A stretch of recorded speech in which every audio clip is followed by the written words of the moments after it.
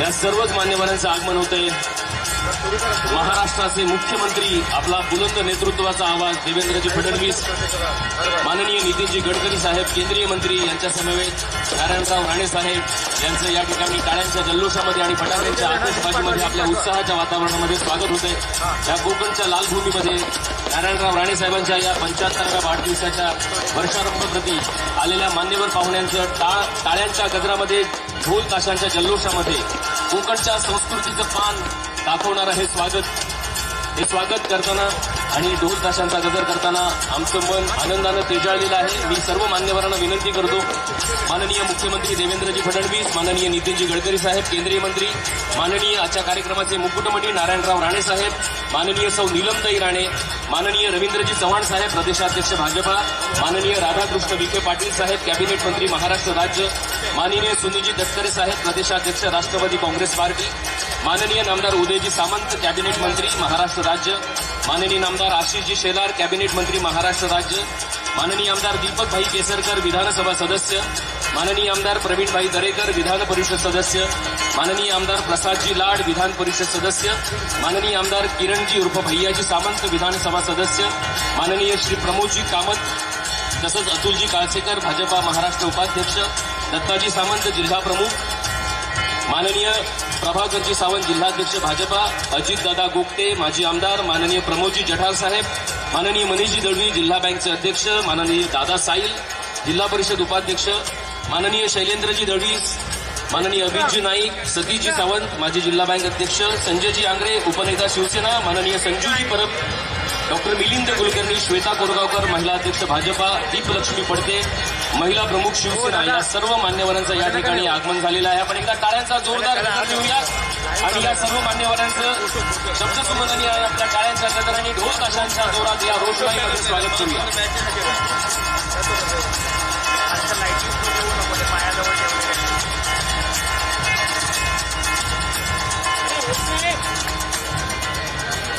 राणे साहेबांचा वाढदिवस हा अमृत क्षणाचा साक्षीदार होणार आहे आणि या अमृत क्षणाचं गोळी चाकण्यासाठी सगळेजण उपस्थित आहोत। अर्थात आमच्या कोकणची परंपरा ही स्वागताची परंपरा आहे, त्यामुळे मी वेळ न दवडता या ठिकाणी स्वागताची ही मालिका सुरू करतो आणि स्वागत मूर्ती म्हणून आजच्या या कार्यक्रमाचे आपल्या महाराष्ट्र राज्याचं बुलंद नेतृत्व देवेंद्रजी फडणवीस साहेब यांचं स्वागत करण्याची विनंती माननीय नितेशजी राणे साहेब यांना करतो की आपल्या शुभ हस्ते या ठिकाणी देवेंद्रजी फडणवीस, आपल्या सगळ्यांचं लाडकं नेतृत्व, महाराष्ट्राचा बुलंद आवाज, आपलं हार्दिक स्वागत करावं। कणकवलीच्या या लाल भूमीमध्ये, सिंधुदुर्गच्या या सांस्कृतिक भूमीमध्ये देवेंद्रजी आपलं हार्दिक स्वागत। मुंबईचं काल आणि उद्याचं दूरदृष्टीचा वेध घेणारं, आपल्या डोळ्यातून भविष्यातील मुंबई घडवणारं नेतृत्व देवेंद्रजी फडणवीस साहेब, दृढ इच्छाशक्ती आणि विकासाच्या स्पष्ट दृष्टिकोनातून महाराष्ट्राला नवी दिशा देणारं एक सक्षम नेतृत्व। यानंतर मी नितीनजी गडकरी साहेब यांचं स्वागत करण्याची विनंती आमदार निलेश राणे साहेबांना करणार आहे। निलेशजी राणे साहेब नितीनजी गडकरी साहेबांचं स्वागत करतील। रस्त्यांचं जाळं विणत भारताच्या प्रगतीला वेग देणारं 91,000 किलोमीटरवरून 1,46,000 किलोमीटर पर्यंतचा भव्य प्रवास नितीनजी गडकरी साहेबांनी केला आणि भारतीय राजकारणात विकासाचा महामार्ग उभा करणारे आणि आदराचं आणि विश्वासाचं अढळ नाव। यानंतर आजच्या कार्यक्रमाचे मुकुटमणी नारायणराव राणे साहेब, आपले विद्यमान खासदार, यांचं स्वागत करण्याची विनंती माननीय प्रभाकरजी सावंत यांना करणार आहे की आपल्या शुभ हस्ते नारायणराव राणे साहेबांचं आपण दिमागात स्वागत करावं। या ठिकाणी ढोल ताशांचा, टाळांचा गजर होतो आहे आणि आपल्या उत्साहाच्या या सुंदर वातावरणामध्ये आपण स्वागत करतो आहोत। नारायणराव राणे साहेब, आपलं हार्दिक स्वागत।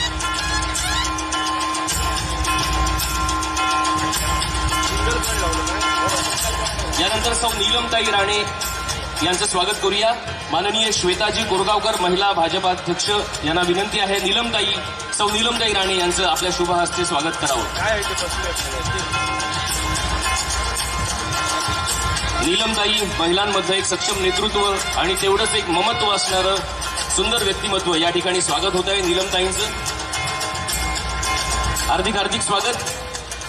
यानंतर माननीय रवींद्रजी चव्हाण साहेब, प्रदेशाध्यक्ष भाजपा, मी निलेश राणे साहेबांना विनंती करतो, डॉक्टर निलेश राणे साहेबांना रवींद्रजी चव्हाण साहेबांचं आपल्या शुभ हस्ते स्वागत करावं। रवींद्रजी चव्हाण साहेब संघटन कौशल्याने कार्य करताना जोडणारे आणि पक्षाला बळकटी देणारं एक अभ्यासू नेतृत्व, जमिनीवर काम करत जनतेशी नाळ जुळवणारे प्रामाणिक आणि कर्तृत्ववान व्यक्तिमत्व, या ठिकाणी स्वागत होत आहे। रवींद्रजी चव्हाण साहेबांचं, यानंतर माननीय राधाकृष्ण विखे पाटील साहेब कॅबिनेट मंत्री महाराष्ट्र राज्य हे उपस्थित आहेत. मी नितेशजी राणे साहेबांना विनंती करतो, नितेशजी आपल्या शुभ हस्ते राधाकृष्ण विखेजी पाटील कॅबिनेट मंत्री महाराष्ट्र राज्य यांचं आपल्या शुभ हस्ते हार्दिक स्वागत करावं. अनुभव, संयम आणि प्रशासनाची सखोल जाण असलेले राधाकृष्ण विखे पाटील साहेब हे महाराष्ट्राच्या राजकारणातील एक भक्कम स्तंभ आहेत. शेतकरी आणि सर्वसामान्यांच्या प्रश्नाला न्याय देणारे, लोकहिताला प्रथम प्राधान्य देणारे नेतृत्व या ठिकाणी माननीय राधाकृष्ण विखे पाटील साहेब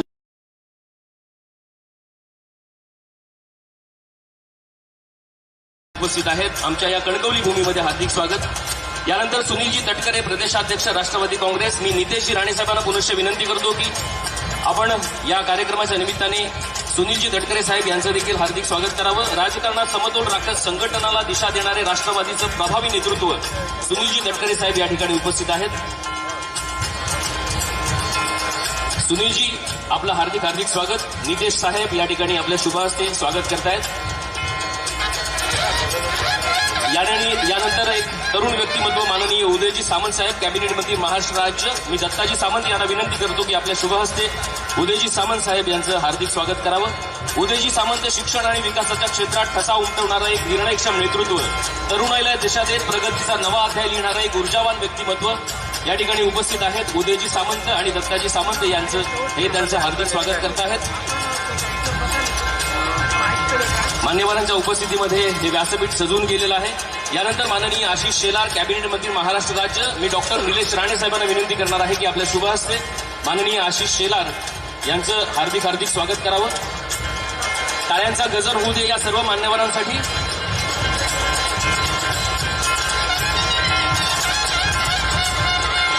माननीय आशिष शेलार वक्तृत्व आणि संघटन कौशल्य याचा सुरेख संगम असणारे, ठाम भूमिका आणि अभ्यासपूर्ण मांडणीने आपल्याला नेहमीच प्रभावित करणारं नेतृत्व आशिषजी शेलार, आपलं हार्दिक स्वागत. यानंतर दीपक भाई केसरकर विधानसभा सदस्य. मी डॉक्टर निलेश राणे साहेबांना विनंती करणार आहे की आपण दीपक भाईंचं देखील हार्दिक स्वागत करावं. सिंधुदुर्गच्या विकासासाठी सातत्याने प्रयत्न करणारे आणि जनतेच्या प्रश्नांशी बांधिलकी जपणारे दीपक भाई या ठिकाणी उपस्थित आहेत. दीपक भाई आपलं हार्दिक हार्दिक स्वागत. मी डॉक्टर निलेश राणे साहेबांना विनंती करतो की त्यांनी हार्दिक स्वागत करावं. हार्दिक हार्दिक स्वागत साहेब. यानंतर आमदार प्रवीण दरेकर साहेब विधान परिषद सदस्य निलेश राणे साहेबच या ठिकाणी त्यांचं स्वागत करतील. पुढील सर्व स्वागत आहे ते निलेश राणे साहेब करतील. विनंती आहे राणे साहेब निलेश साहेबांना. माननीय प्रवीणजी दरेकर विधान परिषद सदस्य. त्यानंतर माननीय आमदार प्रसादजी लाड विधान परिषद सदस्य. निलेशजी राणे तुम्हाला विनंती आहे की आपण या मान्यवरांचा सन्मान करावा. माननीय आमदार किरणजी सामंत साहेब हे देखील उपस्थित आहेत. माफ करा, किरणजी सामंत या ठिकाणी उपस्थित राहिलेले नाहीये. आणि तदनंतर प्रमोदजी कामत जिल्हा परिषद अध्यक्ष या ठिकाणी उपस्थित आहेत. प्रभाकर सावंतांना विनंती करणार आहे. प्रसाद लाड साहेबांचं या ठिकाणी स्वागत होते. विधान परिषद सदस्य माननीय आमदार प्रसादजी लाड. तरुणाईचा आवाज म्हणून विकासाच्या दिशेने वाटचाल करणारे आमदार प्रसाद लाड. नवीन विचार आणि कृतीतून समाजात सकारात्मक बदल घडवणारे नेतृत्व प्रसादजी लाड. यानंतर प्रमोदजी कामत जिल्हा परिषद अध्यक्ष सिंधुदुर्ग. प्रभाकर सावंत यांना विनंती करतो की आपल्या शुभ हस्ते या ठिकाणी प्रमोदजी कामत यांचं हार्दिक स्वागत करावं.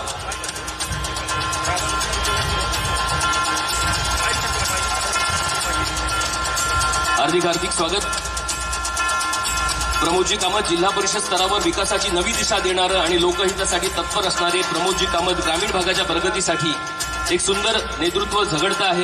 या ठिकाणी नवनिर्वाचित जिल्हा परिषद सदस्य म्हणून त्यांनी पदभार स्वीकारलेला आहे. हार्दिक स्वागत. यानंतर शब्दसुमन आणि पुढच्या मान्यवरांचं मी स्वागत करतो. हे सर्वच महनीय व्यक्तिमत्व आमच्यासाठी महनीय आहेत. नितेशजी राणे साहेब, निलेशजी राणे साहेब, त्यानंतर अतुल काळसेकर साहेब भाजपा महाराष्ट्र उपाध्यक्ष, दत्ताजी सामंत जिल्हा प्रमुख, प्रभाकर सावंत जिल्हाध्यक्ष भाजपा, माननीय अजितदादा गोगटे माजी आमदार, माननीय प्रमोदजी जठार साहेब पिथली या ठिकाणी उपस्थित आहेत. माननीय मनीष दळवी जिल्हा बँक अध्यक्ष, माननीय दादा साहिल जिल्हा परिषद उपाध्यक्ष, माननीय शैलेंद्र दळवी संघटन मंत्री, माननीय अभिजी नाईक जिल्हाध्यक्ष राष्ट्रवादी काँग्रेस, माननीय सतीशजी सावंत माजी जिल्हा बँक अध्यक्ष, माननीय संजयजी आंगरे उपनेता शिवसेना, माननीय संजूजी परब जिल्हा प्रमुख शिवसेना, डॉक्टर मिलिंदजी कुलकर्णी उपस्थित आहेत. त्यांचं देखील हार्दिक स्वागत. माननीय श्वेताजी कोरगावकर महिला अध्यक्ष भाजपा आणि दीपलक्ष्मी पडते महिला प्रमुख शिवसेना. अनावधानाने जर कोणाचं नाव राहून गेलं असेल तर दिलगिरी व्यक्त करतो आणि तमाम आपल्या सगळ्यांच्या टाळ्यांच्या गजरामध्ये पुनश्च एकदा व्यासपीठाचं मी या ठिकाणी आपल्या कणकवली भूमीमध्ये, या सिंधुदुर्गच्या भूमीमध्ये, संस्कारशील भूमीमध्ये स्वागत करतो. कार्यक्रमामध्ये पुढे सरकत असताना आमचं सगळ्यांचंच मन आनंदानं तेजाळलेलं आहे आणि या संपूर्ण अमृत महोत्सव महोत्सवी वर्षारंभानिमित्त या कार्यक्रमाचं प्रास्ताविक आपल्यासमोर सादर करण्यासाठी डॉक्टर मिलिंद कुलकर्णी यांना या ठिकाणी आमंत्रित करतो की त्यांनी या कार्यक्रमाचं प्रास्ताविक आपल्यासमोर सादर करावं. आदरणीय राणेसाहेबांच्या 74व्या वाढदिवसानिमित्त या कोकणच्या सणांमध्ये आज व्यासपीठावरती उपस्थित असलेले महाराष्ट्राचे लाडके मुख्यमंत्री आदरणीय देवेंद्रजी फडणवीस, ज्यांच्या बाबतीत एकच म्हणता येईल की ज्यांना एखादा प्रश्न विचारला तर त्याचं उत्तर हे निर्विवाद असतं आणि त्यांनी प्रश्न विचारला तर समोरचा निरुत्तर होऊन जातो. असा इतका व्यासंगी अभ्यास असणारे आणि आपला वेगळा छाप आणि ठसा उमटवणारे आदरणीय देवेंद्रजी, आदरणीय नितीनजी गडकरी, की ज्यांचा राणेसाहेबांच्या बरोबरचा स्नेह आणि आदर आम्ही इतकी वर्ष पाहतो आहोत. पक्षातीत आदर असणारे व्यक्तिमत्व असे नितीनजी गडकरी साहेब. त्याचप्रमाणे या व्यासपीठावरती उपस्थित असलेले आदरणीय राधाकृष्ण विखेजी पाटील, ज्यांच्याशिवाय हा सोहळा अपूर्ण आहे अशा आमच्या नीलम वहिनी. त्याचप्रमाणे या व्यासपीठावरती उपस्थित रवींद्रजी चव्हाण, सर्व मंत्रीगण नावं घेण्यात वेळ घालवत नाही कारण इतकी मांदियाळी आहे. त्यामुळे या सगळ्यांचं मनापासून स्वागत करतो आणि माझ्या प्रास्ताविकाला सुरुवात करतो. राणेसाहेब वय वर्षे 74, वयाच्या अवघ्या 14व्या वर्षापासून चालू केलेला प्रवास. वरोडे नावाचं छोटंसं कणकवली जवळचं एक गाव, तिथे फळसेवाडी, त्या वाडीमध्ये जन्म आणि त्यानंतर एका गिरणी कामगाराचा मुलगा मुंबईत जाऊन शून्यातून जे विश्व निर्माण करतो त्याचं मूर्तिमंत उदाहरण म्हणजे आदरणीय राणेसाहेब. काय नाही केलं, 2 रुपयाची नोकरी, मुंबईमध्ये मामाच्या गच्चीवरती असताना अक्षरशः ती सतरंजी पलटून पाऊस पडत असताना घेतलेला आसरा आणि काढलेलं आयुष्य, नाईट कॉलेज करता करता केलेले व्यवसाय, काय काय केलं नाही हे सगळं त्यांनी केलं. आणि आज राणे जे दिसत आहेत ना ते असेच नाही झाले. नारायण राणे आम्हाला अत्यंत प्रिय आहेत. त्याचं कारण झगडत झगडत आयुष्यभर झगडत असते नारायण राणे या नावाला पोहोचले. त्यांच्यासाठी एकदा जोरदार टाळ्या होऊन जाऊ देत कारण त्यांचा आज वाढदिवस आहे. आणि हे आयुष्य जेव्हा सुरुवात होते त्यावेळी शून्यातून विश्व तयार करत असताना आज देवेंद्रजी सांगायला अभिमान वाटतो की अवघ्या 6 दिवसापूर्वी आमच्या कॉलेजमधनं 150 डॉक्टर्स आम्ही महाराष्ट्राला दिले. MBBS डॉक्टर्स होऊन 150 डॉक्टर्स आज महाराष्ट्रामध्ये बाहेर पडले ते या राणेसाहेबांच्यामुळं. या कोकणची अस्मिता म्हणजे राणेसाहेब, या कोकणचा अभिमान म्हणजे राणेसाहेब आणि या कोकणचा बुलंद आवाज महाराष्ट्राच्या पटलावरती उमटवणारे आमचे राणेसाहेब. आणि म्हणून राणेसाहेब आम्हाला का प्रिय आहेत त्याची 4-5 कारणं आहेत. क्रमांक 1, या माणसाने ज्या शून्यातून सुरुवात केली प्रत्येक कोकणी माणसाला असा आदर्श त्यांनी घालून दिला की सुतो वा सुतपुत्र वा योवा कोवा भवाम्यहम दैवायत्तम कुले जन्म ममायत्तम तू पौरुषम. घरची परिस्थिती कशी असू दे त्या परिस्थितीवरती मात करेन, जिद्दीनं काम करेन, परिश्रम करेन आणि एक विश्व निर्माण करेन. हा आदर्श आमच्या कोकणासाठी घालून दिला तो राणेसाहेबांनी. दुसरं म्हणजे राणेसाहेबांचा शब्द. राणेसाहेब जेव्हा हो म्हणतात तेव्हा तो होच असतो आणि त्याच्यामध्ये कोणताही फरक होत नाही. आणि म्हणून महाराष्ट्रातल्या अशा मोजक्या राजकारण्यांमध्ये राणेसाहेब आहेत की ज्यांच्या शब्दाला एकदा शब्द मिळाला की तो परत मागे फिरणं नाही. संसदीय कामकाजामध्ये राणेसाहेबांचा असा एकही प्रसंग नाही ज्या कामकाजावरून त्यांचं असंसदीय शब्द वापरल्यामुळं शब्द मागं घ्यावा लागला असं एकही उदाहरण नाही. विधानसभेमध्ये जी कामगिरी केली आहे सगळी पदं भूषवली हो. म्हणजे जी हाऊसेस आहेत मुंबईतल्या महानगरपालिकेपासून ते देशाच्या सर्वोच्च संसदेपर्यंत महाराष्ट्रामध्ये अवघी 6 माणसं आहेत. ज्या 6 माणसांनी सगळीच्या सगळी सभागृह गाजवली त्यातले एक आमचे राणेसाहेब आहे, त्याचा आम्हाला अभिमान आहे. आणि म्हणून अशा प्रकारचं व्यक्तिमत्व, त्यांचा आज वाढदिवस आणि तो वाढदिवस आम्ही देवेंद्रजी 3 पद्धतीनं नितीनजी आम्ही वेगळा साजरा करतो आहोत. क्रमांक 1, आम्ही यावेळी असं जाहीर केलं की यावेळी पुष्पगुच्छ नाही, राणेसाहेबांना आवडणारं वाचन, पुस्तकं यांची भेट आम्ही सगळ्यांना दिली आहे. आणि म्हणून आज सगळ्या समोरच्या लोकांनी सुद्धा बाहेर आम्ही एक स्टॉल केलाय.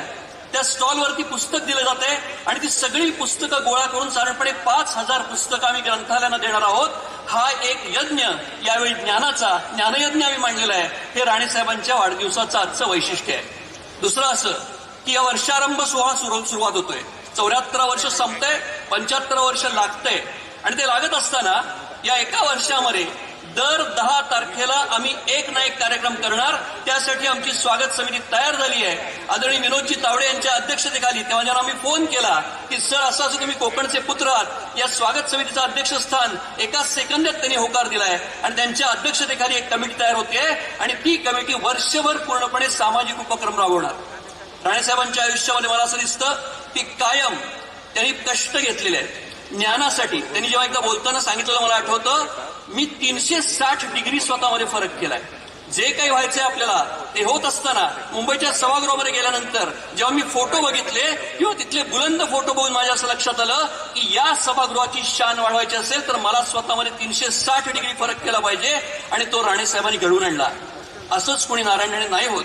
आज त्यांची विधानसभेतली भाषणं असतील, विधान परिषदेतली भाषणं असतील, बजेटवरची भाषणं असतील, मला असं वाटतं की त्या लायब्ररीचा सगळ्यात सर्वोत्तम उपयोग जर कोणी केला असेल तर तो राणे साहेबांनी केलेला आहे. तिथले वाघमारे त्याचे साक्षीदार आहेत आणि आम्हाला अभिमान आहे की त्या विधानसभेमध्ये जो एक मापदंड त्यांनी तयार केला, जो एक स्टँडर्ड त्यांनी घालून दिलं, त्या स्टँडर्डला निश्चितपणे एक विरोधी पक्षनेता म्हणून, एक मुख्यमंत्री म्हणून, जलद गतीनं निर्णय घेणारा एक मुख्यमंत्री म्हणून, कोणती फाईल कधी पेंडिंग नाही अशा प्रकारचा जलद स्वभाव, जलद प्रकारची निर्णय प्रक्रिया, पारदर्शी स्वभाव, पोटात एक आणि ओठात एक असला प्रकार नाही.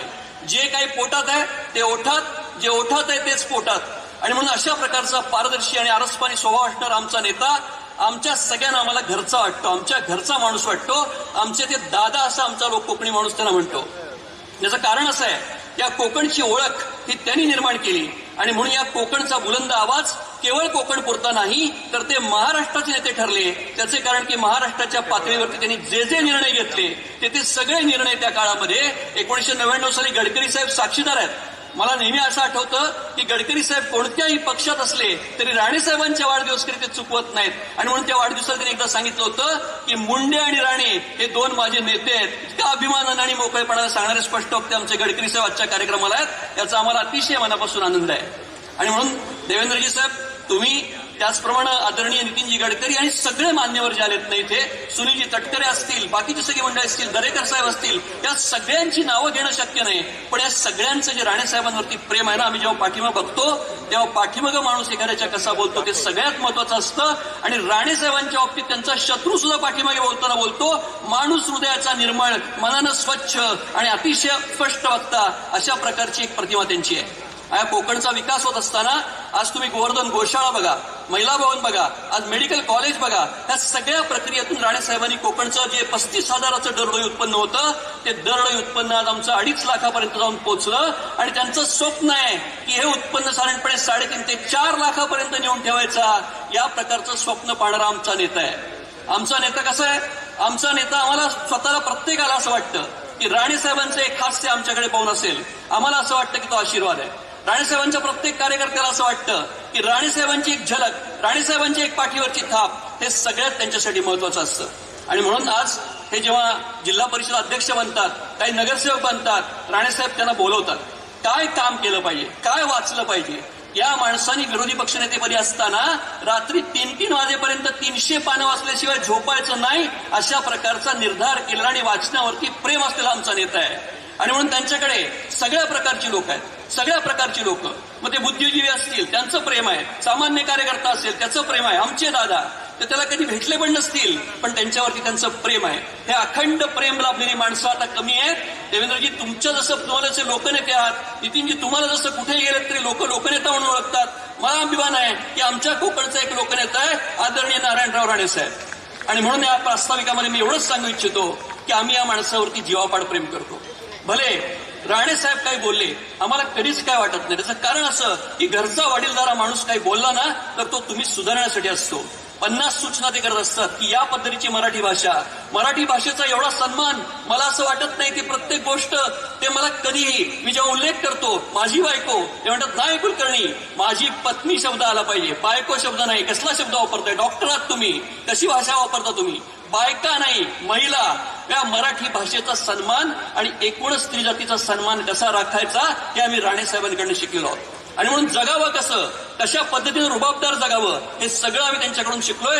राणे साहेब, तुम्हाला सगळ्यांच्या वतीनं परत एकदा शुभेच्छा देतो. या वाढदिवसाच्या निमित्तानं शब्द देतो की पुस्तकं जी आम्ही जमा केलीत त्या पुस्तकांचा 100% उपयोग या समाजातल्या तरुण मुलांसाठी होईल, ग्रंथालयामध्ये ती जातील. 1 वर्ष पूर्णपणे हे कार्यक्रम चालू राहील. आणि या स्वागत समितीच्या निमित्तानं या आश्वासन आणि एक अभिवचन आपल्याला देतो की या 1 वर्षामध्ये राणे साहेबांची किमान एक थाप आमच्या पाठीवरती सगळ्यांच्या पडेल, एवढी मी शब्द देऊन माझं प्रास्ताविक आटोपत घेतो. जय हिंद, जय महाराष्ट्र.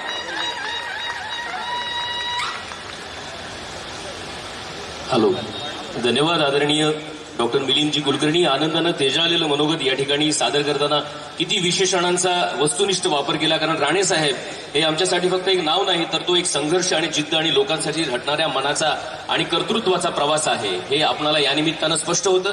राणेसाहेबांबद्दल किती आणि काय बोलावं, पण तरी सुद्धा या सोहळ्यामध्ये बहर आणण्यासाठी मनोगताकडे आपण जाऊया. आणि पहिलं मनोगताचं पुष्प गुंफण्यासाठी मी माननीय उदयजी सामंत साहेबांना या ठिकाणी सन्मानपूर्वक आमंत्रित करतो की उदयजी आपल्या खास शैलीमध्ये या ठिकाणी आपण नारायणराव राणेसाहेबांना आजचे मुकुटमणी राणेसाहेबांना आपल्या मधुर वाणीमध्ये आपण शुभेच्छा द्याव्यात. आजचे सत्कारमूर्ती आदरणीय आपल्या सर्वांचेच मार्गदर्शक आदरणीय राणेसाहेब, या राज्याचे लोकप्रिय मुख्यमंत्री आदरणीय देवेंद्रजी फडणवीस साहेब, केंद्रीय मंत्री आदरणीय नितीन गडकरी साहेब, सन्माननीय तटकरे साहेब, रवींद्र चव्हाण साहेब, विखे पाटील साहेब, आशिष शेलार साहेब, नितेशजी राणे, निलेशजी राणे, व्यासपीठावर उपस्थित असलेले सर्व सन्माननीय मान्यवर आणि मोठ्या संख्येनं उपस्थित सिंधुदुर्गवासीय बंधू आणि भगिनींनो, मी राणेसाहेबांना शुभेच्छा देत असताना माझ्या आयुष्यातला एक किस्सा जो राणेसाहेब विसरले असतील असा किस्सा या ठिकाणी मी सांगणार आहे. साहेब, मी 2004ला पहिल्यांदा विधानसभेचा आमदार झालो आणि विधानसभेचा आमदार झाल्यानंतर विधानसभेमध्ये कसं भाषण करतात याच्यापेक्षा कशी शपथ घेतात ही देखील मला माहीत नव्हती. आणि आमदारांच्या शपथविधीचा कार्यक्रम सुरू झाला. राणेसाहेब विरोधी पक्षनेते होते आणि माझं नाव घेताना सचिवांनी उदय सावंत असं घेतलं. मी घाबरलेलो होतो. उदय सावंत काय किंवा उदय सामंत काय, पहिली शपथ घेऊया आणि आमदार होऊया या मनस्थितीमध्ये मी होतो. परंतु राणेसाहेबांनी विरोधी पक्षनेते म्हणून उभं राहून सांगितलं की हा माझ्या कोकणचा आमदार आहे, त्याचं नाव तुम्ही चुकलेलं आहात, त्याचं नाव उदय सामंत आहे, तुम्ही उदय सावंत म्हटलंय, म्हणून कुठच्याही परिस्थितीमध्ये सभागृह बंद करा, टायपिंग मिस्टेक सुधारा आणि पुन्हा सभागृह सुरू करा. अशा पद्धतीनं राणेसाहेबांनी 10 मिनिटं सभागृह उदय सामंतच्या कोकणातल्या कार्यकर्त्यासाठी बंद केलं होतं. आणि म्हणून राणेसाहेबांचा प्रवास आम्ही देखील 25 वर्ष आमची आमदारकी असताना बघितलेला आहे. जरा जरी राजकीय ताकद वाढली तर ठीक आहे, पण निलेशजी तब्येतीमधली ताकद वाढली तर राणेसाहेबांचा फोन पण येतो आणि बघितल्यावर सांगतो, अरे बाबा पोट कमी कर. तर त्याच्यामुळे हा संकल्प मी आज वाढदिवसाच्या निमित्तानं राणेसाहेबांच्या करणार आहे की 75वा वाढदिवस साजरा करत असताना अनेक वेळा जे राणेसाहेबांनी मला सांगितलंय की तुझं पोट कमी झालं पाहिजे, जाडी कमी झाली पाहिजे, ते आता 1 वर्षामध्ये शक्य होतं काय, हा संकल्प राणेसाहेब तुमच्या निमित्तानं मी इथं करणार आहे. कारण राणेसाहेबांचं कौतुक आता कुलकर्णी साहेबांनी केलं, अनेक गोष्टी त्यांनी सांगितल्या. पण मुख्यमंत्री महोदय, मला अजून एक महत्वाची गोष्ट सांगायची आहे जी कोकणी माणसामध्येच असू शकते. अनेक वेळा संघर्ष देखील झाले. निलेशजी त्याला साक्षीदार आहेत, नितेशजी त्याला साक्षीदार आहेत. पण संघर्ष झाल्यानंतर देखील स्वतःमध्ये कुणी काय बदल केले पाहिजेत हे माझ्यासारख्या कार्यकर्त्याला बोलून सांगणारे राणेसाहेब होते. त्याच्यामुळे राणेसाहेबांना हा आम्ही सगळ्यांनीच अधिकार दिलेला आहे, कोकणातल्या सगळ्या लोकप्रतिनिधी अधिकार दिलेला आहे की आमच्यामध्ये काय जर व्यंग असेल, आमच्यामध्ये राजकीय व्यंग असेल, आमच्यामध्ये काहीतरी चूक असेल तर तो सुधारण्याचा अधिकार जसा आईवडिलांना आम्ही दिलेला आहे तसा प्रामाणिकपणानं सांगतो की आम्ही राणेसाहेबांना देखील दिलेला आहे. आणि म्हणून राणेसाहेबांना उदंड आयुष्य लाभलं पाहिजे ही आमची ईश्वरचरणी प्रार्थनाच आहे. परंतु मगाशी उल्लेख करताना असा उल्लेख करण्यात आला की पंचायत समिती सदस्य झाले, जिल्हा परिषद सदस्य झाले किंवा जिल्हा परिषदेचे अध्यक्ष झाले तर आपुलकीनं राणेसाहेब त्यांना बोलवतात. आणि तुम्ही भाषण कसं केलं पाहिजे, तुम्ही भाषणामध्ये कशा पद्धतीनं समोरच्याचा आदर केला पाहिजे, समोरचा विरोधक असला तरी त्याचा सन्मानपूर्वक उल्लेख कसा केला पाहिजे, हे जसं जिल्हा परिषद अध्यक्ष साहेब कामत साहेब तुम्हाला राणेसाहेबांनी सांगितलंय तसं 2004ला माझ्यासारख्या कार्यकर्त्याला देखील राणेसाहेबांनी सांगितलेलं आहे. त्याच्यामुळे राजकारणाचा खऱ्या अर्थानं संस्कार जपण्याचं काम या कोकणातनं राणेसाहेबांनी केलंय. त्याच राणेसाहेबांना पुन्हा एकदा वाढदिवसाच्या निमित्तानं मी मनपूर्वक शुभेच्छा देतो आणि माझं मनोगत संपवतो. जय हिंद, जय महाराष्ट्र. धन्यवाद. आदरणीय उदयजी सामंत साहेब, तुमचं खूप खास शैलीतलं ओघवतं बोलणं आहे ते नक्कीच मनाला भावतं. आणि या ठिकाणी राणेसाहेबांबद्दल खूप आपुलकीचे उद्गार काढून राणेसाहेबांना शतायुष्य व्हा आणि तुम्हाला या ठिकाणी शुभेच्छा देताना तुमचं मन आनंदानं तेजालेलं होतं. हार्दिक हार्दिक आभार व्यक्त करतो. यानंतर मान्यवरांच्या मनोगतामध्ये पुढील पुष्प गुंफण्यासाठी माननीय सुनीलजी तटकरे साहेब यांना मी विनंती करतो की सुनीलजी साहेब यांनी आपलं मनोगत व्यक्त करावं. राजकारणात समतोल राखत संघटनाला दिशा देणारे राष्ट्रवादीचे प्रभावी प्रदेशाध्यक्ष सुनीलजी तटकरे साहेब आपलं मनोगत सादर करत आहे. टाळ्यांचा गजर करूया सुनीलजी तटकरे साहेब. केवळ कोकणाचे नव्हे तर महाराष्ट्राचे नेते असलेल्या आदरणीय राणे साहेबांच्या अमृत महोत्सवी वर्षाच्या शुभारंभ प्रसंगी आवर्जून या ठिकाणी उपस्थित असलेले राज्याचे कर्तव्यपरायण लोकप्रिय मुख्यमंत्री आदरणीय देवेंद्रजी फडणवीस साहेब, महाराष्ट्रामध्ये नव्हे तर देशभरामध्ये रस्त्यांचं, पुलांचं, टनेलचं जाळं उभं करत देशाला विकसित करण्याचा ज्यांनी प्रयत्न करत आहेत ते आदरणीय गडकरी साहेब, आदरणीय राणे साहेब, नीलम वहिनी, कार्यक्रमाच्या निमित्ताने या ठिकाणी उपस्थित असलेले राधाकृष्ण विखेजी, रवींद्रजी चव्हाण, आशिषजी शेलार, उदयजी सामंत, आमदार दीपक केसरकर, आमदार प्रवीण दरेकर, आमदार प्रसाद लाड, राणे साहेबांचे कर्तव्यपरायण सुपुत्र, राज्याचे मत्स्य व्यवसाय बंदरे खात्याचे मंत्री नितेशजी, आमदार निलेशजी, सर्व सन्मान्य व्यासपीठ, पत्रकार मित्र, वाहिन्यांचे प्रतिनिधी आणि अभूतपूर्व संख्येने जमलेल्या माझ्या तमाम उद्याची सिंधुदुर्गवासीय नाही, कोकणवासीय, सगळं कोकण आहेत, रायगड, रत्नागिरी, सिंधुदुर्ग आणि ठाण्यापासून तमाम कोकणवासीय बंधू भगिनी आणि सहकारी मित्रांनो, वरोडाच्या परिसरामध्ये जन्माला आलेलं एक नेतृत्व मुंबईच्या घाटलाच्या विलेजच्या परिसरामध्ये गेलं. चेंबूरच्या परिसरामध्ये नोकरी करत असतानाच त्यावेळेला असलेला हिंदू हृदय सम्राट बाळासाहेब ठाकरे यांच्या नेतृत्वाखालच्या शिवसेनेमध्ये शाखा प्रमुख म्हणून राजकीयदृष्ट्या त्यांनी त्यांच्या राजकीय आयुष्याची सुरुवात त्या कालावधीमध्ये केली. ज्या कालावधीमध्ये शिवसेना हा शब्द उच्चारल्याच्या नंतर मुंबई आणि मुंबईच्या परिसरामध्ये एक मोठ्या प्रमाणावरचं वलय निर्माण होत होतं. अशा वेळेला राणे साहेबांनी त्यावेळेला शाखा प्रमुख पद स्वीकारलं, नगरसेवक झाले आणि फडणवीस साहेब, मला अभिमानपूर्वक उल्लेख या ठिकाणी करायचा आहे, मुंबईच्या महापालिकेच्या कुठल्याही समितीचा अध्यक्ष सलग 3 वर्ष कोण राहिलं नाही. राणे साहेबांची कर्तबगारी इतकी मोठी की त्यावेळेला बाळासाहेब यांनी सलग 3 वर्ष बेस्ट कमिटीचं चेअरमन म्हणून राणे साहेबांना त्यावेळेला नियुक्त केलं होतं. मुंबईच्या बेस्ट कमिटीचं अध्यक्षपद भूषवणं आणि मुंबईची असलेली बेस्टची वाहतूक असेल, वीज असेल, या सर्वांचं नियोजन करणं, खेड्यापाड्यातला आलेला माणूस मुंबईमध्ये राहतो, कामगारांच्या घरामध्ये जन्माला आलेला नेता मुंबईसारख्या मोहमयी शहराचं देशाच्या आर्थिक राजधानीचं नियोजन करतो, हे राणेसाहेबांचं कर्तृत्व त्या कालावधीमध्ये संबंध मुंबईकरांनी अनुभवलं आणि 1990 साली कणकवली विधानसभा मतदारसंघातून त्यावेळेला ते निर्वाचित झाले. माझा त्यांचा परिचय या ठिकाणी गडकरी साहेब आपल्यालाही सांगितला पाहिजे, फडणवीस साहेबांनी सांगितलं पाहिजे. 92 साली मी जिल्हा परिषद अध्यक्ष झालो आणि राणेसाहेब अंदाज समितीचे सदस्य होते आणि राणेसाहेब ज्याला अलिबागला आले त्याला जिल्हा परिषद अध्यक्ष म्हणून मी त्यांचं स्वागत केलं. पहिल्या भेटीमध्येच एक ऋणानुबंधाचं नातं जमलं. कोकणातले दोन्ही कार्यकर्ते असल्यामुळे, तसे राणेसाहेब तळ कोकणातले आणि मी तसा उत्तरेकडच्या कोकणातला, पण एकदा ओळख पटली, अंतःकरणापासूनच्या भावना जोडल्या गेल्या की आयुष्यभराचा एक वेगळा प्रवास त्या निमित्ताने सुरू होत असतो. पण 1992 सालापासून ते 2027 सालापर्यंत हा प्रवास हा माझ्या जीवनाचा राजकीयदृष्ट्या प्रवास नक्कीच होता, पण एक मार्गदर्शक म्हणून राणे साहेबांनी केलेलं काम निश्चितपणाने अनुभवायला मिळालं. मला आठवतं 95 साली ज्यावेळेला राज्यामध्ये शिवसेना आणि भारतीय जनता पक्षाचं सरकार आलं त्याला सुरुवातीला त्यांच्याकडे पशुसंवर्धन आणि वेगवेगळी खाती होती. पण मगाशी उद्याची तुम्ही या ठिकाणी म्हणालात, कुलकर्णी सर या ठिकाणी म्हणाले, रुबाबदार व्यक्तिमत्व कसं असावं. राणेसाहेबांचा फुल शर्ट, इन केलेली पॅन्ट, लावलेला बेल्ट, या रुबाबामध्ये विधानमंडळामध्ये ज्यावेळेला यायचे त्याला एक रुबाबराव नेता, एक मंत्री म्हणून सभागृहामध्ये काय पद्धतीने काम करतोय त्या निमित्ताने अनुभवायला मिळालं. सुधीर जोशी साहेबांचा अपघात झाला आणि ते राज्याचे महसूल मंत्री झाले. महसूल म्हणून राज्यभरामध्ये एक वेगळ्या पद्धतीची ओळख महसूल विभागाची करण्यामध्ये राणेसाहेबांचं कर्तबगारी त्या कालावधीमध्ये सुद्धा मोठी झाली आणि ज्यावेळेला ते राज्याचे मुख्यमंत्री झाले त्यावेळेला एक 9-10 महिन्याचा कालखंड मिळाला. राणेसाहेबांसारखा वाऱ्याने वेगाने पळणारा नेत्याला अधिक कालखंड मिळाला असता तर कोकणाचं चित्र त्यांनी पूर्णपणे बदलवलं असतंच, पण महाराष्ट्राचं चित्र सुद्धा त्यांनी फार मोठ्या प्रमाणावरती बदललेलं आपल्याला सर्वांना त्या निमित्ताने अनुभवायला मिळू शकत आहे. एवढंच मला या निमित्ताने सांगायचं. 99 साली सत्तांतर झालं, राणेसाहेब त्याला विरोधी पक्षनेते झाले, आम्ही सगळेजण सत्तारूढ बाकावरती होतो. मी त्याला नगर विकास खात्याचा राज्यमंत्री होतो आणि राणेसाहेब विरोधी पक्षनेते. आजचं मला माहित नाही फडणवीस साहेब आपण असाल, आपण आज सभागृहात उभं राहिलं की सभागृह थंड असतं, शांत असतं.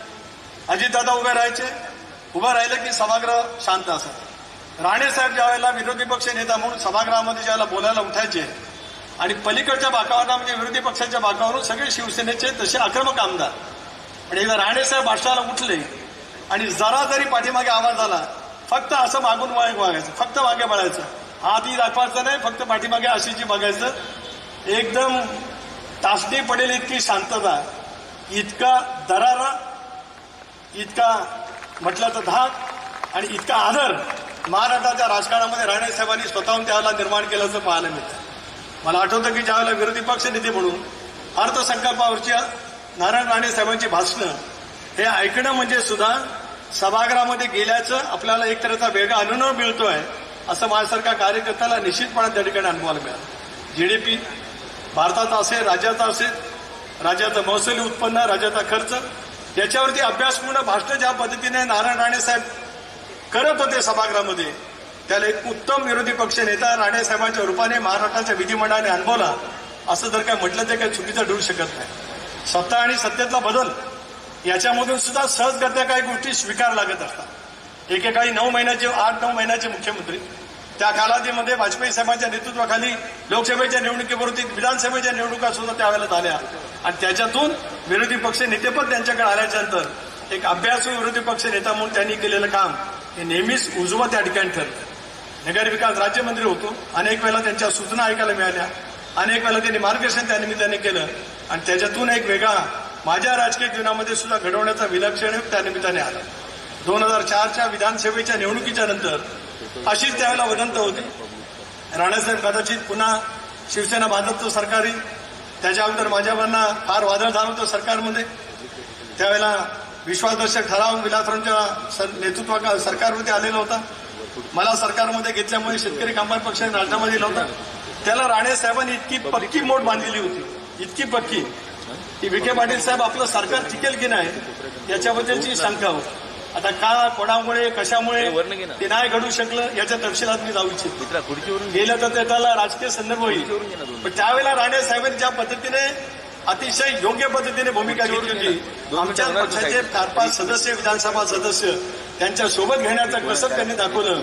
हा धाकही होता, धरारी होता, आदबी होती, आणि एक उद्याचं नेतृत्व महाराष्ट्राला कशामध्ये मिळू शकेल याच्याबद्दलची एक त्यांची उत्सुकता होती. तो प्रसंग लोकशाहीच्या सरकारमध्ये आलेला पाहायला मिळाला. 2004 नंतर पुन्हा एकदा वेगळं वातावरण तयार झालं. सगळेजण नारायण राणेचं भाषण ऐका. नारायण राणे विरोधी पक्ष नेता म्हणजे भाषण करतात, तेवढं जरी तुम्ही थोडंसं शिकला तर तुमची विधिमंडळातली कारकीर्द उजवी ठरू शकते, असं पवार साहेबांनी वारंवार सांगितलं होतं. ते मला आज या कार्यक्रमाच्या निमित्ताने या ठिकाणी सांगायचं, आणि म्हणूनच त्यांचा आणि दादांचा सुद्धा सहवास अजितदादांचाही राहिला अनेक वर्षाच्या प्रवासामध्ये. मगाशी आपण उदयजी म्हणालात की राणेसाहेब शब्दाला पक्के आहेत. 2010 सालामध्ये ते राज्याचे काँग्रेस पक्षाचे मंत्री होते आणि विधान परिषदेची निवडणूक लागली होती. काँग्रेसच्या एका उमेदवारांनी बंडखोरी केली आणि राणेसाहेबांनी मला शब्द दिला होता की काँग्रेस आणि राष्ट्रवादी काँग्रेस पक्षाची युती आहे, सांगितलेलं सगळं मतदान तुला पडेल. त्यावेळेला काँग्रेसचे अध्यक्ष ठाकरे साहेब होते, माणिकराव होते, त्यांना सांगायचे की मतदान वेगळं झालं पाहिजे. यांनी सांगितलं मी शब्द दिलाय, आघाड्यात दिलाय, सुनीलला दिलाय, तो शब्द मी त्या ठिकाणी पुरा करणार. आणि 3 सलग विधान परिषदेच्या निवडणुकीमध्ये मला जे काही पूर्णपणाने सिंधुदुर्गात मतदान झालं त्या साऱ्याचं श्रेय राणेसाहेबांना जात आहे, हे मला आवर्जून या निमित्ताने सांगायचं. जीवनामध्ये असे अनेक ऋणानुबंधाचे संबंध येतात, त्याच्यातून भविष्याची वाटचाल कशा पद्धतीने करावी याच पद्धतीचं आपल्याला पाहायला मिळू शकतं. मेडिकल कॉलेज तर कोकणामध्ये उभं राहील. शासकीय रुग्णालयाच्या खेरीज मेडिकल कॉलेज हे कधी कोणाच्या स्वप्नामध्ये आलेलं होतं, पण ते स्वप्न कोकणवासियांचं साकार करण्याचं काम राणेसाहेब आपण त्यावेळेला केलं. आम्ही सारेजण या ठिकाणी आलो होतो. सिंधुदुर्ग जिल्हा पर्यटन जिल्हा म्हणून घोषित केला. लोकसभेचे खासदार म्हणून सुद्धा आपण त्या ठिकाणी काम करतात. अशा वेळेला नितेश असेल, आपला विचाराचा वारसा चालवण्याचा त्या निमित्ताने ते प्रयत्न करतायत. वाचन हे तुमचं आहेच. मराठी भाषेवरचं प्रभुत्व, अत्यंत अचलकित पद्धतीचं मराठी बोलणं हे आपलं खासियत त्या ठिकाणी आहे. राजकारणाचे बारकावे करत असताना सुद्धा मला रवींद्रजी चव्हाण साहेब, आपण प्रदेशाध्यक्ष आहात, सिंधुदुर्ग जिल्ह्यातला राणे पॅटर्न फक्त राणेच दाखवू शकतात. आणि एका वेळेला भाजप आणि शिवसेनेची बिनविरोध जिल्हा परिषद कसं येऊ शकते हे एकदा राणे साहेबांनी मला शिकवलं तर रायगडला मला त्याचा खूप उपयोग होईल. एवढंच मला या ठिकाणी त्यांनी सांगायचं आहे. अशा अनेक गोष्टी आहेत. त्याहीपेक्षा आज त्यांच्या अमृत महोत्सवी वर्षाच्या सुरुवातीलाच आपण सार्वजनिक या क्षणाच्या ऐतिहासिक क्षणाचे साक्षीदार आहोत. त्याचं मला स्वतः या ठिकाणी उपस्थित राहता आलं याच्याबद्दल मला मनापासून आनंद आहे. राणेसाहेब आपल्याला उदंड आयुष्य मिळावं. 75वी तर साजरी होईलच, पण आपला सहस्र चंद्रदर्शन सोहळा सुद्धा याच नेत्यांच्या उपस्थितीमध्ये आणि आहेत याच पद्धतीने आपल्यालाही मोठं मिळावं. बोललो तर पुन्हा बोलतोय. मी देवेंद्रजींना बोलतोय. गडकरी साहेब सुद्धा तिथे आहेत. आणि एक सुंदरसं भावगीत आहे, जीवनातली घडी अशीच राहू दे, तशी जीवनातली घडी असून इथपर्यंत जमलेली. माझ्या सही चव्हाणसाहेब तुमच्या डाव्या हाताला बसलेला आहे. राष्ट्रवादीचा अध्यक्ष आहे. याचं जाण आणि भानीव ठेवून ही घडी अशीच राहू दे एवढंच राणेसाहेबांच्या या सत्कार समारंभाच्या निमित्ताने या ठिकाणी सांगतो. पुन्हा एकदा राष्ट्रवादी काँग्रेस पक्षाच्या वतीने आज दादा हयात नाही, दादा असते तर निश्चितच आपल्या या अमृत महोत्सवी वर्षाच्या निमित्ताने त्या ठिकाणी आले असते. आज वहिनी पोटनिवडणूक असल्यामुळे आल्या नाही. उपमुख्यमंत्री सुनेत्रा वहिनीच्या वतीने, माझ्या पक्षाच्या वतीने आणि तमाम कोकणवासियांच्या वतीने आपल्याला मनपूर्वक हार्दिक शुभेच्छा देऊन थांबतो. जय हिंद, जय महाराष्ट्र. धन्यवाद आदरणीय सुनीलजी तटकरे साहेब. आपल्या ओघवत्या शैलीने, ओघवत्या वाणीने या ठिकाणी जीवनातली ही घडी अशीच राहू दे अशी शुभेच्छा व्यक्त करत या ठिकाणी आठवणींना उजाळा दिलात. आठवणींची काही पानं या ठिकाणी उलगडून दाखवलात. आणि राणेसाहेब म्हणजे रुबाब, राणेसाहेब म्हणजे आक्रमकता, राणेसाहेब म्हणजे संवेदनशीलता आणि हळवं मन सुद्धा. यानंतर या कार्यक्रमामध्ये शुभेच्छा देण्यासाठी रवींद्रजी चव्हाण साहेब उपस्थित आहेत. मी त्यांना सन्मानपूर्वक आमंत्रित करणार आहे. संघटन कौशल्याने कार्यकर्त्यांना जोडणारे आणि पक्षाला बळकटी देणारं अभ्यासू व्यक्तिमत्व रवींद्रजी चव्हाण साहेब. जमिनीवर काम करत जनतेशी नाळ जुळवणारे आणि प्रामाणिक कर्तृत्ववान व्यक्तिमत्व आपल्याला या कार्यक्रमानिमित्त राणेसाहेबांना शुभेच्छा देत आहेत. सर्वांना विनंती आहे, दोन्ही हात उंच करून आपण सर्वांनी घोषणा द्यायच्या आहेत. बोला भारत माता की, भारत माता की, वंदे वंदे. आज आपण सर्वजण एका विशिष्ट अशा कार्यक्रमाच्या निमित्ताने या ठिकाणी एकत्र जमलो. खरं तर आज दादांचा 74वा वाढदिवस आणि या वाढदिवसाच्या निमित्ताने दादा तुम्हाला खूप खूप शुभेच्छा. दादांबद्दल या वाढदिवसाच्या निमित्ताने काय बोलावं. खरं तर माझ्यासारख्या छोट्याशा कार्यकर्त्यांनी दादांकडून भरपूर काही जे राजकारणामधले धडे घेतले पाहिजेत ते सर्व धडे, मला जर कोणी विचारलं की तुला राजकारणामधले असे धडे काही हे कोणी शिकवले, तर मी असं नेहमीच सांगतो, दादांच्या नेतृत्वामध्ये भारतीय जनता पार्टी कोकणामध्ये ही जी वाढत चालली आहे ती फक्त ना फक्त दादांमुळेच वाढली आहे हे मी नेहमीच सांगत राहतो. त्याचं कारणच एक आहे, तळागाळातील असणारा प्रत्येक कार्यकर्ता आणि कार्यकर्त्याला बळ देण्याचं काम हे दादांनी नेहमी केलं.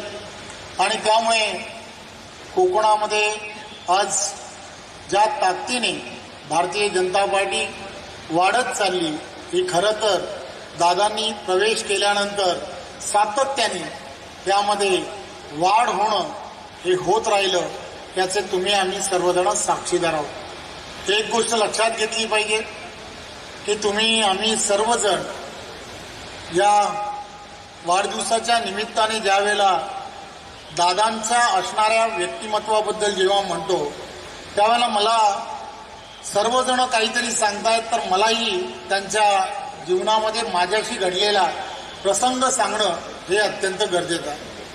मला आठवतं 2009ला मी ज्यावेळेला पहिल्यांदा विधानसभेमध्ये ज्यावेळेला गेलो त्यावेळेला त्या ठिकाणी दादांची आणि माझी भेट झाली आणि दादांनी मला सांगितलं की रवी, या पक्षामध्ये तुला नेतृत्व करतोय, लोकप्रतिनिधी म्हणून संधी मिळाली आहे. खरं तर तू ज्या क्षेत्रातून आलायस त्या क्षेत्रामध्ये अशी संधी मिळणं हे अत्यंत कठीण आहे. त्यामुळे अतिशय प्रामाणिकपणे या संपूर्ण भागामध्ये जे तुला करता येऊ शकतं ते करण्याचा प्रयत्न कर. एक तुम्हाला प्रसंगही आठवतो, विधानसभेमधील असणाऱ्या सर्व लोकप्रतिनिधींबद्दल आणि लोकप्रतिनिधींचा मान हा राखला गेला पाहिजे हे ताकदीने सांगण्याचं काम जर कोणी केलं असेल तर ते त्यावेळेला विधानसभेमध्ये मला आठवतं की दादांचा थोडासा हाताला मार लागला होता आणि मार लागलेला असताना दादा सभागृहामध्ये त्याही परिस्थितीमध्ये आले आणि एका न्यूज चॅनलमध्ये आमदार आणि आमदारांबद्दल काही ना काहीतरी चुकीच्या पद्धतीचं वक्तव्य निखिलजी वाघे साहेबांनी केलं होतं आणि त्यावेळेला दादांनी सभागृहामध्ये ज्या ताकदीने असं ते म्हणाले की तुम्ही आम्हाला सांगण्याची गरज नाही, या सभागृहामध्ये जो व्यक्ती या ठिकाणी येतो तो प्रत्येक 5 वर्षानंतर अग्निपरीक्षा देऊन येतो, त्यामुळे तुम्ही हे सांगण्याची गरज नाही आणि तुम्ही जे म्हणताय ते अत्यंत चुकीचं आहे असं सांगणं. आणि मला आठवतं की सभागृहामध्ये असणारे सर्व पक्षातील असणाऱ्या सर्व आमदार हे त्यावेळेला दादांच्या पाठीशी खंबीरपणे उभे राहिले. हा तो प्रसंग हा सांगणं अत्यंत गरजेचं आहे. तुम्ही आणि आम्ही सर्वजण दादांच्या नेतृत्वामध्ये ज्या ताकदीने हा संपूर्ण कोकण आणि कोकणातील असणारा भाग हे आपण सर्वजण जेव्हा काम करतोय, मी फक्त या प्रसंगी एवढंच सांगेन की दादांना गणरायाच्या चरणी एवढीच प्रार्थना करेन की आपण आपल्याला चांगलं आरोग्य आणि आम्हा सर्वांना त्यांचे असेच शुभाशीर्वाद राहू देत. धन्यवाद. जय हिंद, जय महाराष्ट्र. धन्यवाद आदरणीय रवींद्रजी चव्हाण साहेब. आपण शांत मितभाषी व्यक्तिमत्व आहात, पण तेवढ्याच संवाद कौशल्याची आपल्याकडे जबरदस्त ताकद आहे. या निमित्तानं प्रत्येक लोकनेता येऊन, प्रत्येक लोकप्रतिनिधी येऊन राणे साहेबांबद्दल भरभरून बोलतो आहे, कौतुक करतो आहे आणि ही खरंच आपल्यासाठी सगळ्यांसाठी आनंदाची पर्वणी आहे. कार्यक्रमाच्या मध्यावर आपण उभे आहोत आणि यानंतर आता प्रहार प्रकाशन कॉफी टेबल बुकचं प्रकाशन मान्यवरांच्या उपस्थितीमध्ये होत आहे. मी विनंती करतो या निमित्ताने प्रहार प्रकाशनने कॉफी टेबल बुक हे राणेसाहेबांचा जीवनपट उलगडून दाखवणारं एक कॉफी टेबल बुक प्रकाशित करण्याचा मानस केला होता आणि त्याचं आता उद्घाटन या ठिकाणी प्रकाशन आहे. ते मान्यवर, सर्वच मान्यवर देवेंद्रजी फडणवीस साहेब, नितीनजी गडकरी साहेब, नारायणराव राणे साहेब, नीलमताई राणे, माननीय रवींद्रजी चव्हाण साहेब, राधाकृष्ण विखे पाटील साहेब, सुनीलजी तटकरे साहेब, माननीय उदयजी सामंत साहेब, माननीय श्री आशिषजी शेलार साहेब, दीपकभाई केसरकर, माननीय आमदार प्रवीणजी दरेकर, नितेशजी राणे साहेब, निलेशजी राणे साहेब, आमदार प्रसादजी लाड, किरणजी सामंत, प्रमोदजी कामत यांच्या हातामध्ये हे तुफान दिसतं आहे आणि हे कॉफी टेबल बुक राणे साहेबांचं व्यक्तिमत्व, राणे साहेबांचा जीवनपट उलगडणारं या ठिकाणी प्रहार प्रकाशन संतोषजी वांगणकर आणि किशोरजी राणे यांच्या सहकार्यातून आणि त्यांच्या कल्पकतेतून या ठिकाणी कॉफी टेबल बुकचं प्रकाशन होत आहे. या कॉफी टेबल बुकमध्ये राणे साहेबांच्या जीवनाची क्षणचित्र आपल्याला बघायला मिळतील, इतिहासामध्ये डोकावायला मिळेल आणि राणे साहेबांचा संपूर्ण जीवनपट आहे तो या निमित्ताने आपल्याला अनुभवायला मिळेल. चला, कॉफी टेबलचा बुकचं हे प्रकाशन झालेलं आहे. मान्यवरांना विनंती करतो की आपण पुनश्च आसनस्थ व्हावं आणि आता या ठिकाणी अमृत क्षणाचे साक्षीदार होण्यासाठी आपण सगळेजण उत्सुक आहोत. तो अमृत क्षण या ठिकाणी आलेला आहे. राणे साहेबांचा, आपल्या दस्तूरखुद्द नारायणराव राणे साहेबांचा सन्मान सत्कार होतो आहे. मी मुख्यमंत्री माननीय देवेंद्रजी फडणवीस, केंद्रीय मंत्री माननीय नितीनजी गडकरी साहेब यांना विनंती करेन की शाल, गणेश प्रतिमा आणि बुके देऊन या ठिकाणी आपल्या शुभ हस्ते राणे साहेबांच्या या बुलंद नेतृत्वाचा आपण सन्मान करावा. राणे साहेब म्हणजे धगधगता अंगार, राणे साहेब म्हणजे बुलंद नेतृत्व, एक आक्रमक तोफ आणि आपल्या अथक लढ्याची विजयी पताका संपूर्ण भारतभर फडकवणारे माननीय नारायणराव राणे साहेब यांचा सपत्नीक सन्मान या ठिकाणी करताहेत. माननीय महाराष्ट्र राज्याचं एक द्रष्ट नेतृत्व देवेंद्रजी फडणवीस साहेब, केंद्रीय मंत्री माननीय नितीनजी गडकरी साहेब आणि सर्व मान्यवरांच्या उपस्थितीमध्ये राणे साहेबांचा या ठिकाणी आपल्या सगळ्यांच्याच आनंदानं तेजाळलेल्या मनासह सन्मान करतो आहोत, सत्कार करतो आहोत. आणि हा कोकणवासियांसाठी अमृत क्षण आहे, कारण अमृत महोत्सवी वर्षारंभ आज सुरू झालेला आहे आणि पुढील वर्षभर आपण कार्यक्रमाच्या मांदियाळीमध्ये राहणार आहोत. या कार्यक्रमाचा हा शुभारंभ मान्यवरांना विनंती करेन की आपण पुनश्च एकदा स्थानापन्न व्हावं. शाल, गणेश प्रतिमा आणि बुके देऊन या ठिकाणी सन्मानित केलेला आहे. आपले कोकणचे लोकनेते, लोकनायक माननीय माजी मुख्यमंत्री नारायणराव राणे साहेब. आणि आता आपण सत्काराला उत्तर देण्यासाठी नारायणराव राणे साहेबांच्या उत्तराची आणि प्रबोधनाची, संबोधनाची वाट बघतो आहोत. मी विनंती करतो आपल्या टाळ्यांच्या गजरामध्ये. दोन मिनिटं थांबा.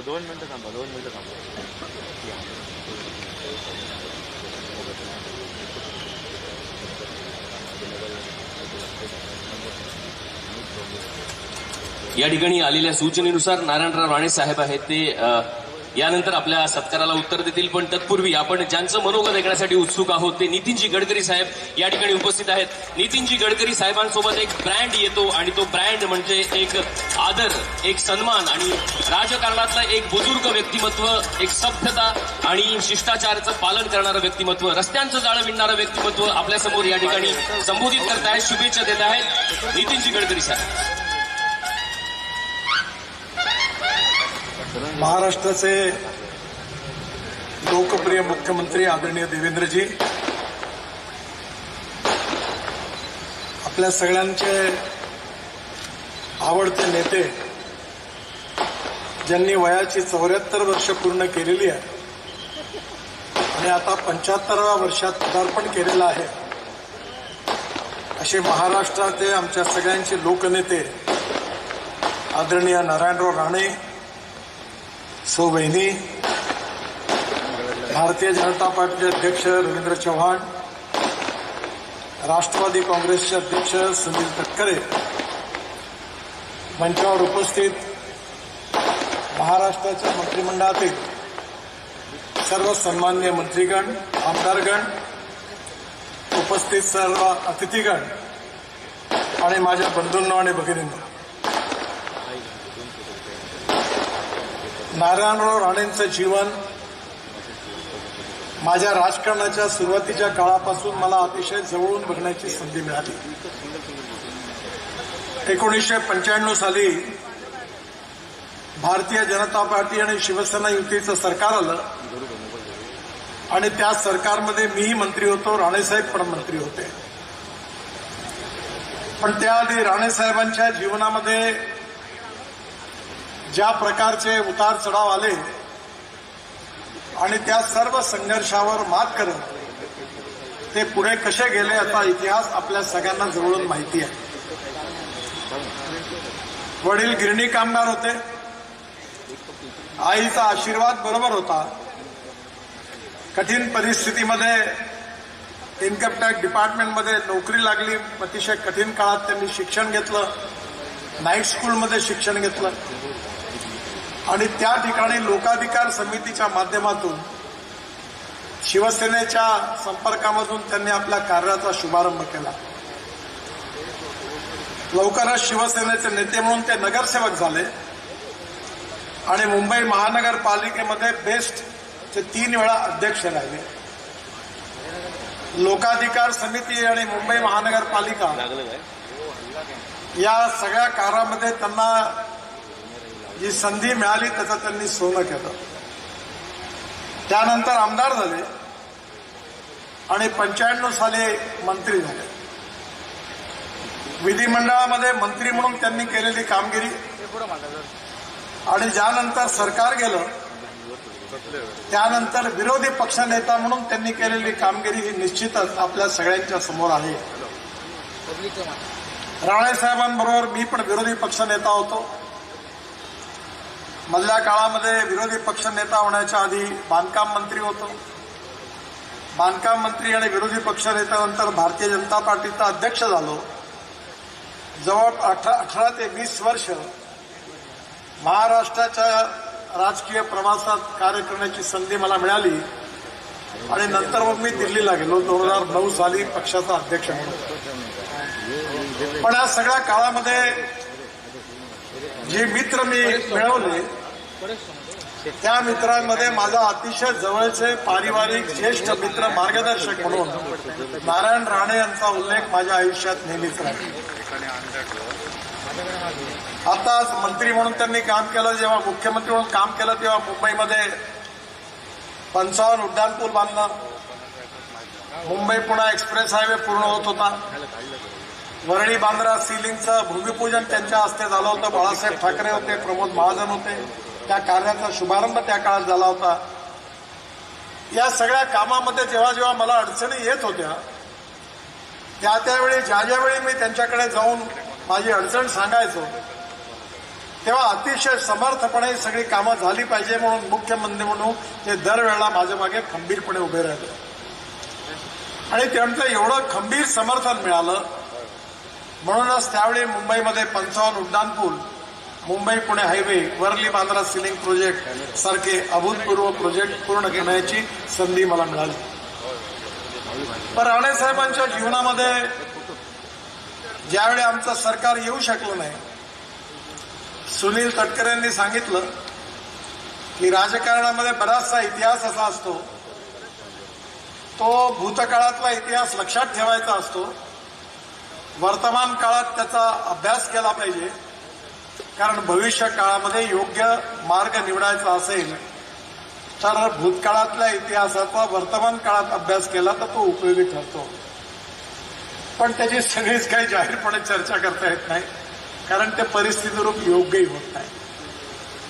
पण राणेसाहेबांच्या या सगळ्या राजकीय जीवनामध्ये त्यांच्या व्यक्तिमत्वाची एक विशेषता होती. विशेषता ही होती की सुस्पष्ट विचार, परखड स्पष्ट नेतृत्व, मी करीन, मी बघीन, हो तर हो, नाही तर नाही. जे पटलं ते ठोकून मांडलं, जे पटलं नाही ते मांडलं नाही. आणि राजकीय जीवनामध्ये आपल्या विचारानुरूप त्यांनी नेतृत्व दिलं. एका फिलॉसॉफरने चांगलं सांगितलंय की खरा नेता जर ओळखायचा असेल तर तो त्याची एक महत्वाची परीक्षा आहे, कसोटी आहे, की whether you want to lead the people और lead by the people. Rane साहेबांनी कधीही कुठला निर्णय घेत असताना नेहमी लोकांचं हित काय आहे, जनतेचं हित काय आहे, लोकप्रियतेचा विचार न करता खंबीरपणे तो प्रश्न खंबीरपणे मांडला, स्पष्टपणे मांडला, कधी कोणाची मुरवत केली नाही. त्यांचं प्रशासकीय कौशल्य मंत्री म्हणून सगळ्यांच्या लक्षात आलं. सुरुवातीला त्यांच्याकडे डेअरी डेव्हलपमेंट, दुग्ध व्यवसाय हे खातं होतं. मग महसूल विभागाची जबाबदारी आली आणि त्या काळामध्ये शिवसेनेच्या सर्व मंत्र्यांमध्ये सगळ्यात प्रभावी कामगिरी करणारे कोणी मंत्री म्हणून नारायण राणे यांचा सगळ्या महाराष्ट्रात उल्लेख व्हायचा. पण या इथपर्यंतचा इतिहास तर फारच आहे, पण त्यानंतर सगळ्यात महत्वाचा इतिहास जो आहे तो म्हणजे महाराष्ट्राच्या विधानसभेत विरोधी पक्षनेता म्हणून त्यांनी केलेलं काम. मी याकरता असं म्हणतो की आता संचालन करणारे आम्हाला सगळ्यांनाच अभ्यासू नेता म्हणत होते, परंतु महाराष्ट्राच्या विधानमंडळामध्ये अनेक नेते होऊन गेले.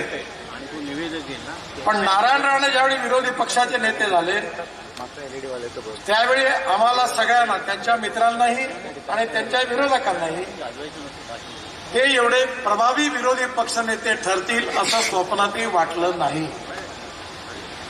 कारण त्यांचा स्वभाव, त्यांचं कार्य, त्यांचं व्यक्तित्व, त्यांचे विचार लक्षात घेता विधिमंडळामध्ये आणि संसदीय लोकशाहीमध्ये विषयाचा अभ्यास करून, परखड विवेचन करून सभागृहामध्ये विरोधी पक्ष म्हणून सत्तारूढ पक्षाला कैचीत पकडणं, याचा लोकतांत्रिक कौशल्य खूप महत्वाचं आहे.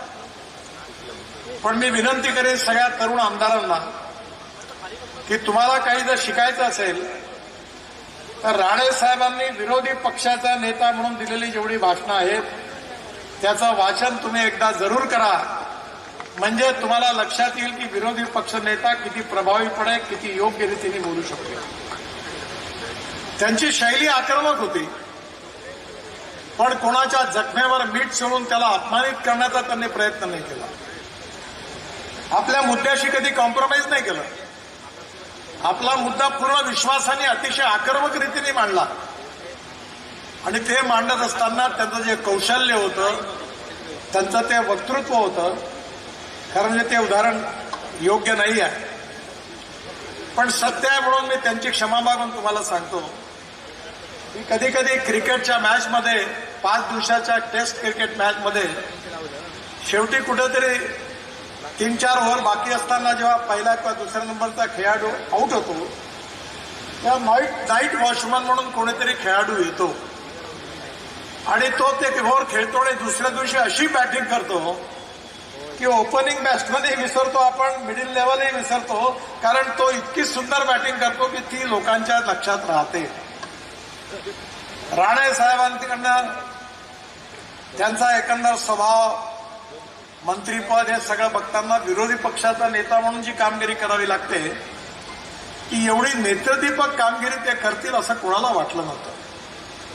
पण या काळामध्ये त्यांनी अतिशय सुंदर अभ्यासू भाषणं विधिमंडळात दिली. इंडस्ट्री असेल, ऍग्रिकल्चर असेल, प्रशासन असेल, या महाराष्ट्राचा विकास झाला पाहिजे. महाराष्ट्राचा इतिहास, संस्कृती, विरासत याचं जतन झालं पाहिजे. या महाराष्ट्रातल्या मराठी माणसाचे अधिकार साबित राहिले पाहिजे. लेजिस्लेटिव्ह बिल असतील, वेगवेगळ्या विषयावर त्यांनी दिलेली भाषणं एवढी अभ्यासपूर्ण होती की नारायण राणे एवढा अभ्यास करू शकतात याच्यावर कोणाचा विश्वासच नव्हता. नारायण राणे साहेबांची ती भाषणं पाहिल्यावर सत्तारूढ पक्षात चर्चा होती, अरे काय राणे एवढं चांगलं बोलले. म्हणजे जे मेरिटमध्ये फर्स्ट क्लासमध्ये पास होतात ते मेरिटमध्ये आले तर आश्चर्य नाही आहे.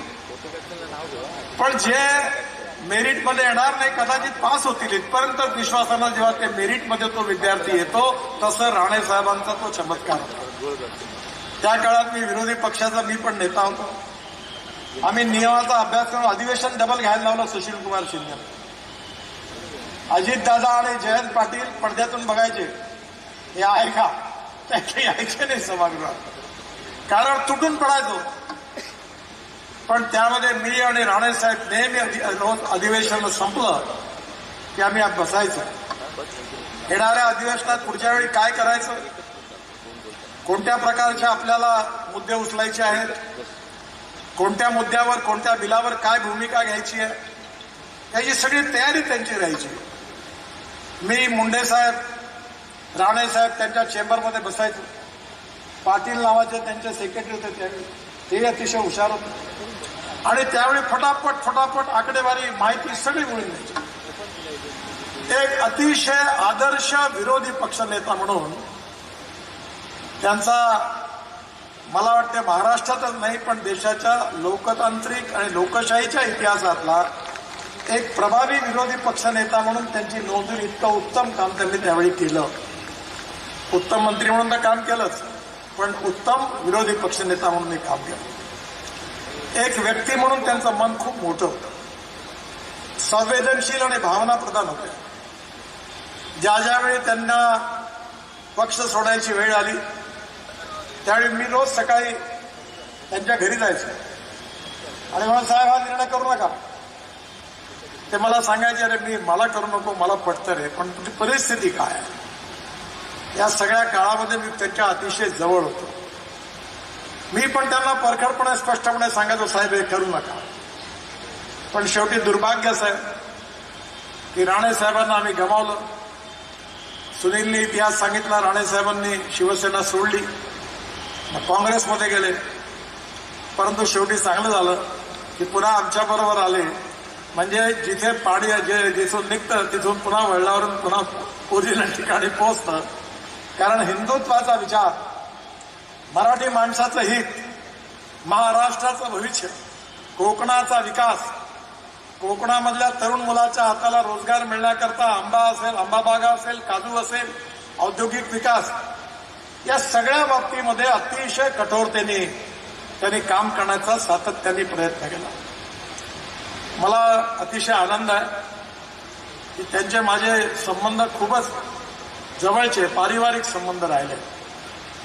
मला लोकसभेच्या स्पीकरने सांगितलं की म्हणे तुम्ही या लोकसभेच्या इतिहासातली अशी एकमेव नेते आहात की माझ्या खात्यावर एकदा चर्चा झाली आणि 87 खासदार बोलले. त्याच्यात सोनिया गांधींपासून सगळे विरोधी पक्षातले सगळ्या पक्षाचे बोलले आणि त्या प्रत्येकाने मला धन्यवाद दिले आणि अभिनंदन केलं. म्हणे तुम्हाला कसं जमलं, म्हणलं मलाही कळलं नाही कसं जमलं.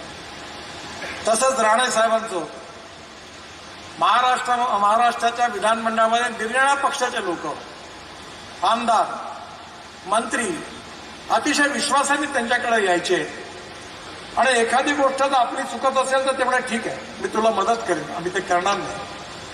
पण एखादी गोष्ट योग्य असेल तर परखडपणे सांगायची की यात ही जनतेचं हित आहे आणि हे मी मांडल्याशिवाय राहणार नाही.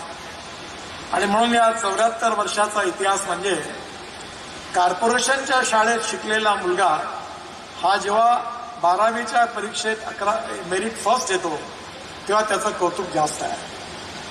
ज्या शाळेमध्ये सगळे फर्स्ट क्लासचे मुलं आहेत त्यातून मेरिट येतो ते चांगलंच आहे. पण आपल्या जीवनामध्ये संघर्ष करत असताना इतक्या कठीण परिस्थितीमधून, प्रतिकूल परिस्थितीवरून, सगळ्या संकटावर मात करत आज त्यांनी हे यश मिळवलं, याचा अतिशय आम्हाला सगळ्यांना अभिमान आहे. आणि म्हणून आज आम्ही सगळेजण त्यांना शुभेच्छा देण्याकरता आलो आहे. आमच्या भाषणानंतर लगेच कार्यक्रम पण आहे, त्यामुळे जास्त वेळ बोलणं काही ठीक नाही, बरंच काही बोलण्यासारखं आहे.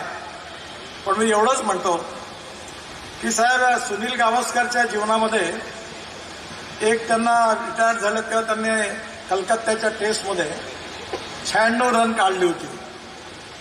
आणि त्यावेळी त्यांना विचारलं होतं, त्यांनी आपलं रिटायरमेंट घोषित केलं तेव्हा त्यांनी सांगितलं, लोकांनी विचारलं पत्रकारांनी की तुमचा फॉर्म चांगला आहे, तुम्ही अजून वर्ल्ड रेकॉर्ड करू शकता, तुम्ही रिटायर का होता. त्यांनी असं म्हटलं की लोक जेव्हा म्हणतात की तुम्ही रिटायर्ड का होता, तेव्हा रिटायर्ड होण्यामध्ये मजा आहे.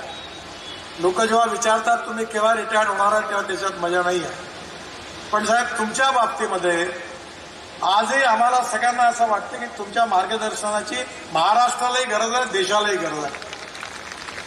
आणि त्यामुळे केवळ संसदीय लोकशाहीमध्ये आमदार खासदार म्हणून थोडे काम करता येतं, पण आपला अनुभव, आपलं कार्य, आपलं कर्तृत्व, आपली विकासाची दृष्टी, एक ह्युमन बिईंग म्हणून आपला स्वभाव, एक कठोर संघर्षशील स्वभाव, त्याबरोबरही ह्युमन रिलेशनशिप, मानवीय संबंध जपणारं एक सुसंस्कृत, अतिशय चांगल्या प्रकारचं संवेदनशील व्यक्तित्व हा तरुण पिढीकरता आदर्श आहे.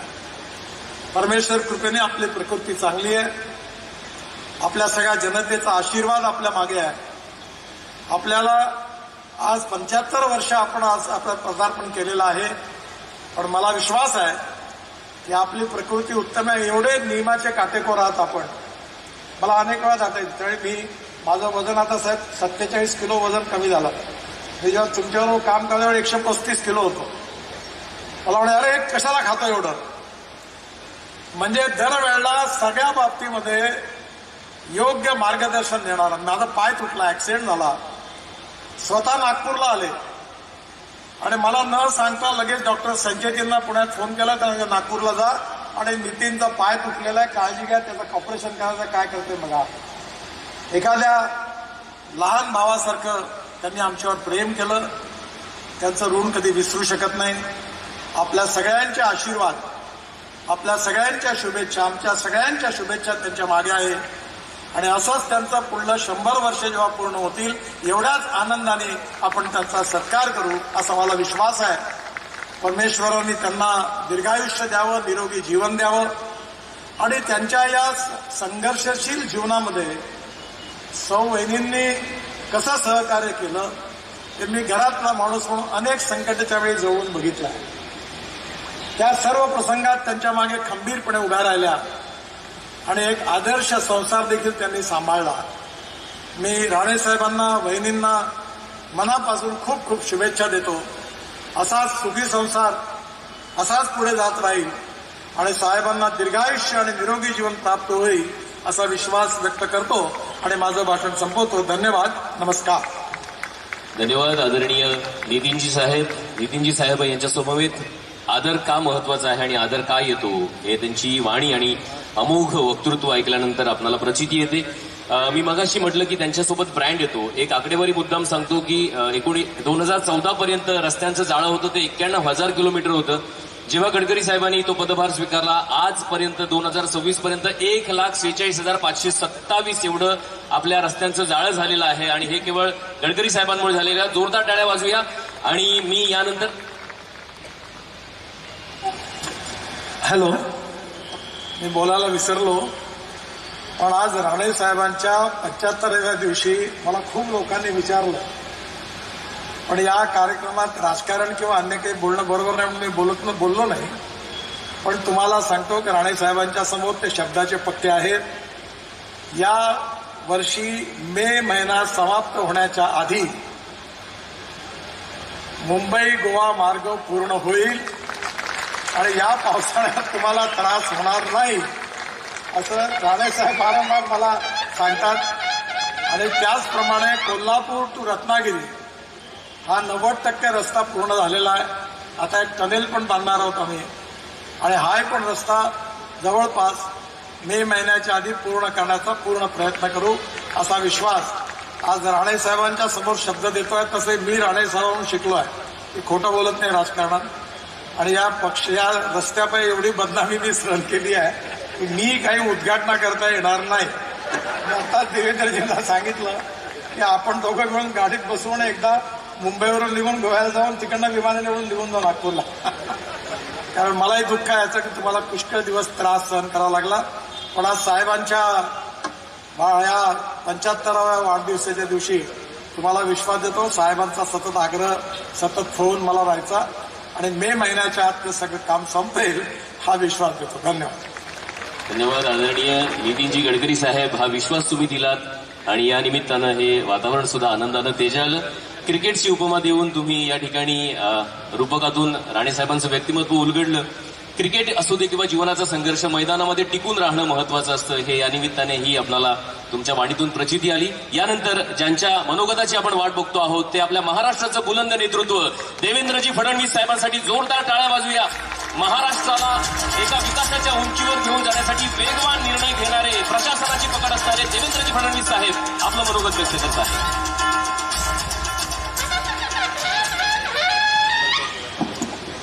आजचे सत्कार मूर्ती, आपल्या सर्वांचे लाडके नेते, महाराष्ट्रातील एक अतिशय उमद आणि दिलदार नेतृत्व, आपल्या सर्वांचे दादा माननीय नारायणरावजी राणेसाहेब, आमचे मार्गदर्शक आदरणीय नितीनजी गडकरी, श्री राधाकृष्ण विखे पाटीलजी, आशिष शेलारजी, राणेसाहेबांना भक्कम साथ देणाऱ्या आमच्या नीलमबाईंनी, मंत्री उदय सामंतजी, नितेश राणेजी, निलेश राणेजी, सुनील तटकरेजी, रवी चव्हाणजी, प्रसाद लाडजी, दीपक केसरकरजी, प्रवीण दरेकरजी, प्रभाकर सावंतजी, दत्ता सामंतजी, मनीष दळवीजी, प्रमोद कामतजी, अतुल काळसेकरजी, प्रमोद जठारजी, मंचावर उपस्थित सर्व मान्यवर, राणेसाहेबांवर मनापासून प्रेम करणारे या ठिकाणी उपस्थित सर्व भगिनी आणि बंधूंनो, खरं म्हणजे राणेसाहेबांच्या बद्दल विविध वक्त्यांनी अनेक गोष्टी या ठिकाणी सांगितल्या. पण मला हे सौभाग्य लाभलं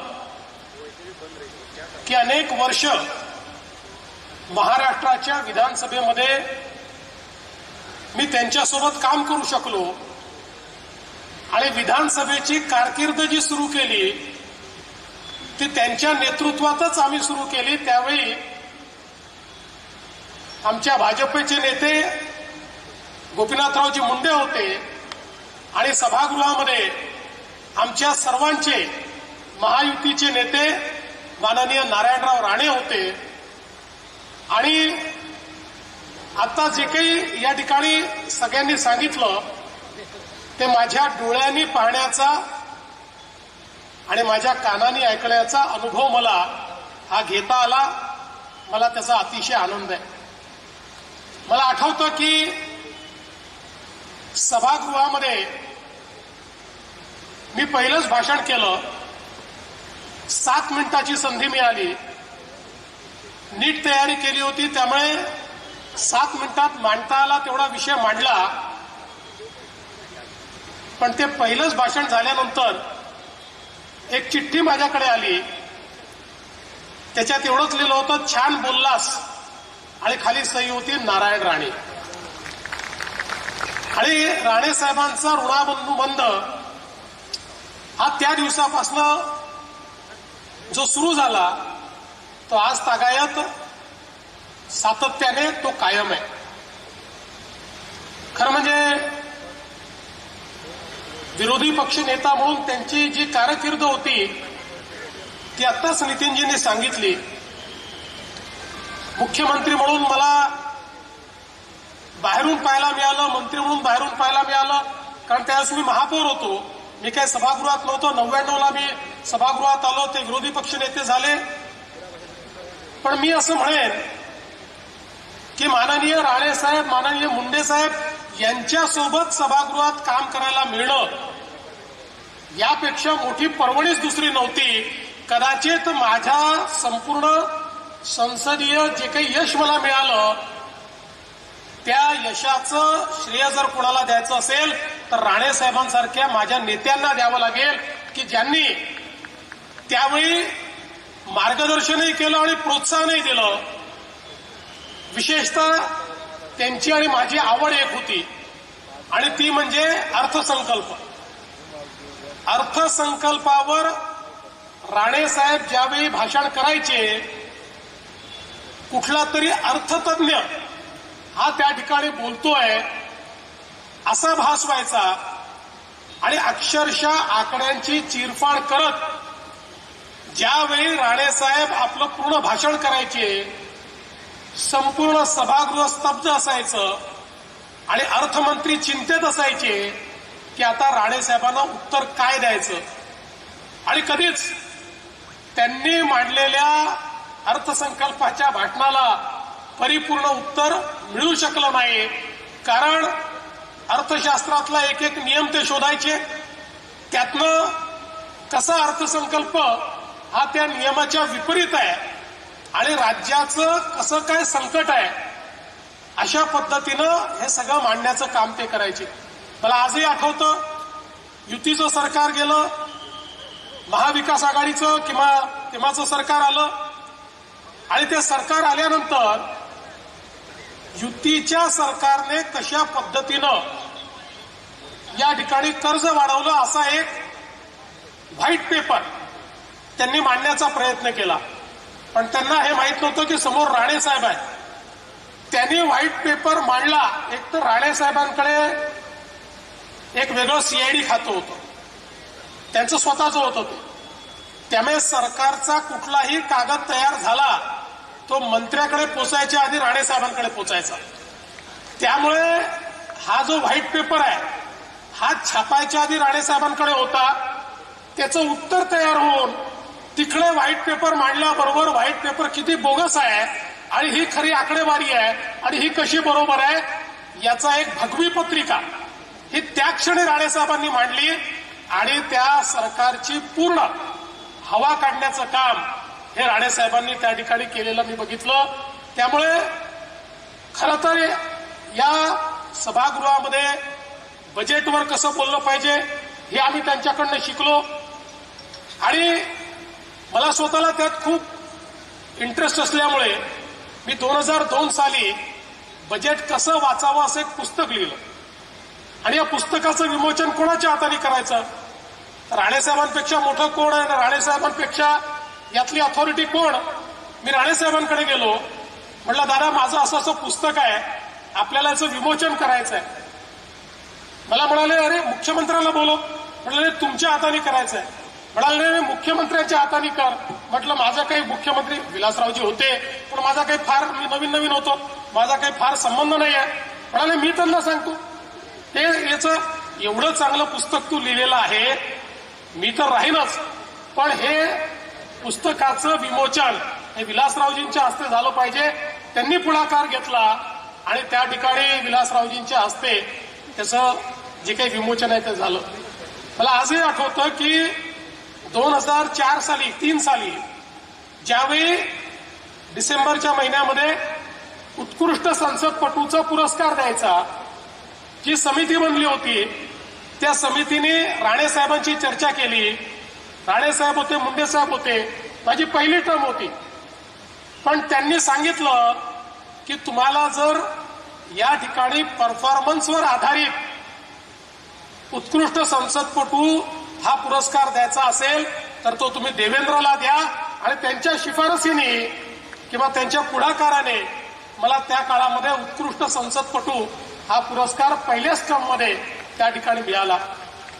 खरं म्हणजे मी जसं मगाशी सांगितलं राणेसाहेब ज्यावेळी एकेका विषयावर बोलायचे मला असं वाटतं की वाभाडे काढणं या शब्दाचा जो काही अर्थ आहे.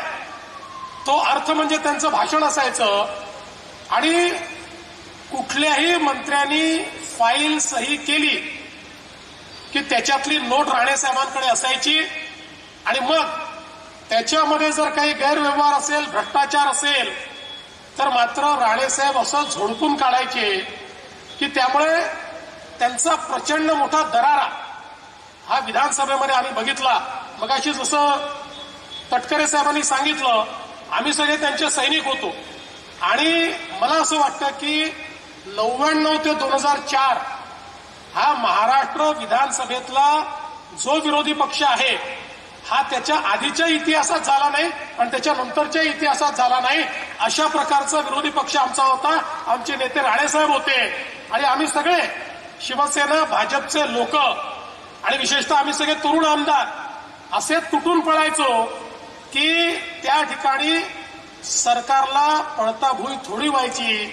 मी खरंच सांगतो, आम्ही विरोधी पक्षात होतो पण कधी विरोधी पक्षात आहे असं वाटलं नाही, कारण राणे साहेबांचा दरारा असा असायचा की त्यामुळे आपणच सत्ता पक्षात आहोत असा भास आम्हाला व्हायचा.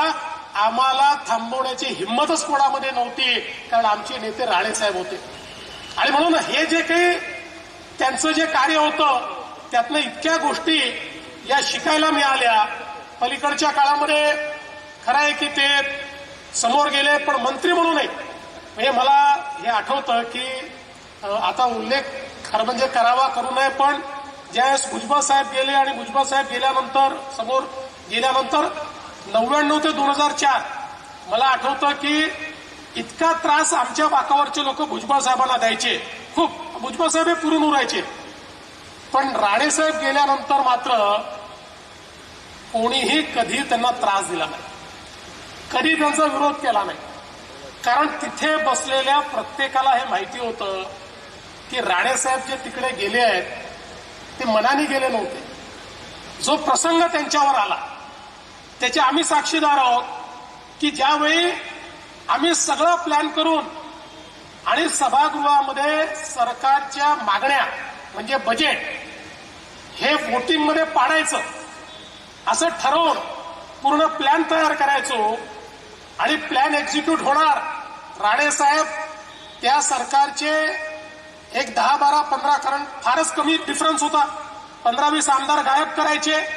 त्यामुळे आमची संख्या त्यांच्यापेक्षा जास्त असायची आणि अशा वेळी अचानक कोणाचा आदेश यायचा मला माहिती नाही पण 8-10 लोक निघून जायचे आणि राणेसाहेबांनी केलेला प्लॅन हा त्या ठिकाणी दुर्दैवाने तो आम्हाला परत घ्यावा लागायचा. ते जे काही शल्य त्यांचं असायचं ते अतिशय जवळून मी बघितलेलं आहे. मी लहान होतो त्याच्यामुळे राणेसाहेब असतील, मुंडेसाहेब असतील सगळी कामं मला सांगायचे. त्यामुळे आमचं सभागृहात काम संपलं की राणेसाहेबांच्या चेंबरला आम्ही जाऊन बसायचो. त्या सगळ्या गोष्टी खूप जवळून पाहायची संधी मला मिळाली आणि म्हणून मला असं वाटतं की त्यावेळेस राणेसाहेब गेल्यानंतर आणि मला हेही आठवतं की विशेषतः एक असा काळ तो बघितला की काही लोक विरोधी पक्षात होते पण ते राणेसाहेबांसोबत होते. त्याच्यामुळे एक वेगळ्या प्रकारची परिस्थिती ही सभागृहामध्ये आम्हाला पाहायला मिळायची. पण हे सगळं राणेसाहेबांनी त्यांच्या कर्तृत्वाने आणि प्रेमाने कमावलेलं होतं. राणेसाहेब हा व्यक्ती अतिशय दिलदार व्यक्ती आहे. त्यांनी कधीच मोजमाप ठेवलं नाही. पण जर कोणी मोजमाप केलं, हजारो लोक असे असतील की ज्यांचं जीवन बदलण्याचं काम हे राणेसाहेबांनी केलं. शेकडो लोक असे असतील की ज्यांना मुंबईमध्ये कधी जन्मात घर घेता आलं नसतं पण त्यांना घर देणारे राणेसाहेब होते.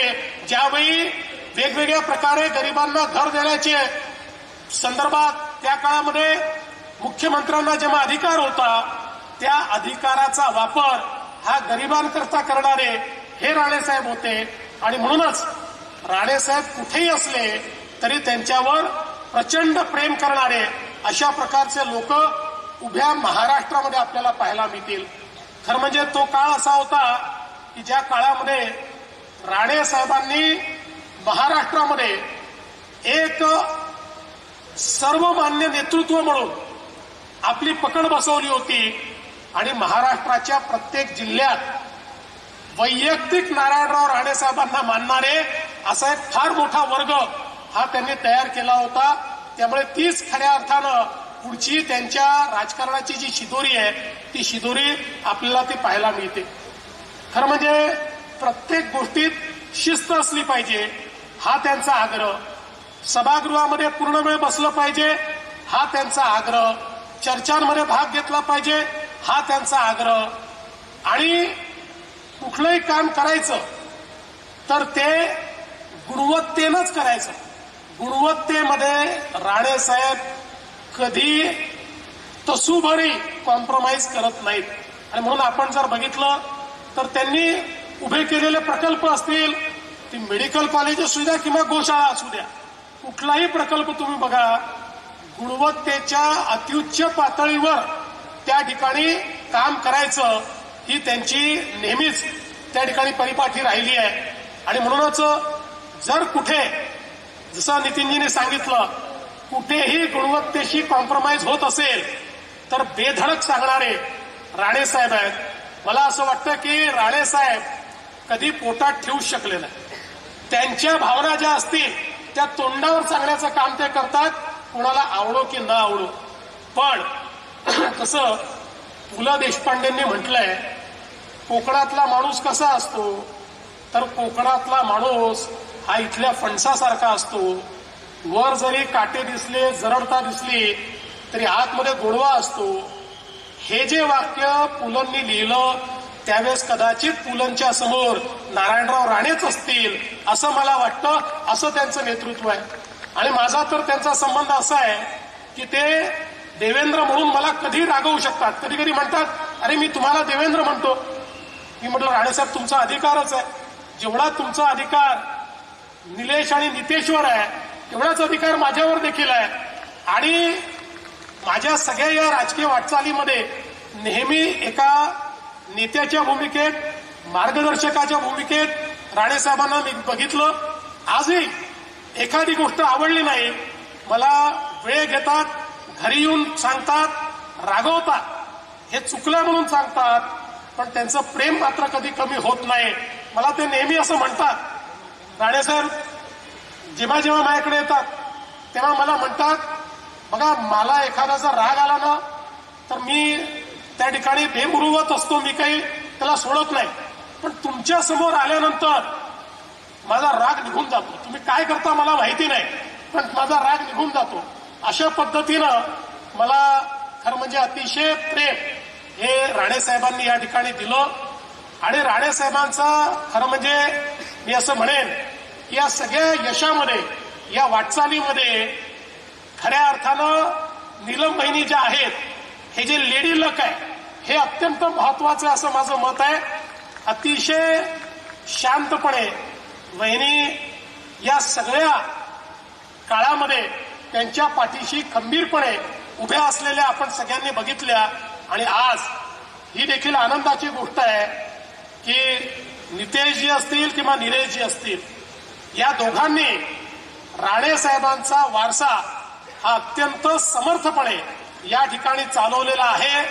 आणि मला असं वाटतं की निश्चितपणे ज्या प्रकारचं बाळकडू हे त्यांना मिळालं त्यातून भविष्यकाळ या दोन्ही तरुण नेत्यांचा अतिशय उज्ज्वल आहे, हे आज या ठिकाणी मी निश्चितपणे सांगू शकतो. राणेसाहेबांच्या जीवनामध्ये हिंदुहृदय सम्राट शिवसेना प्रमुख बाळासाहेब ठाकरे यांच्याबद्दल एक वेगळं स्थान आहे. ते जरी त्या काळात पक्ष सोडून गेले, पण आजही बाळासाहेबांचं नाव घेतलं तर राणेसाहेब इतकं भरभरून बोलतात, इतक्या आठवणी त्यांच्याकडे आहेत. त्यातली प्रत्येक आठवण ही अतिशय आपल्या हृदयाला स्पर्श करणारी आहे.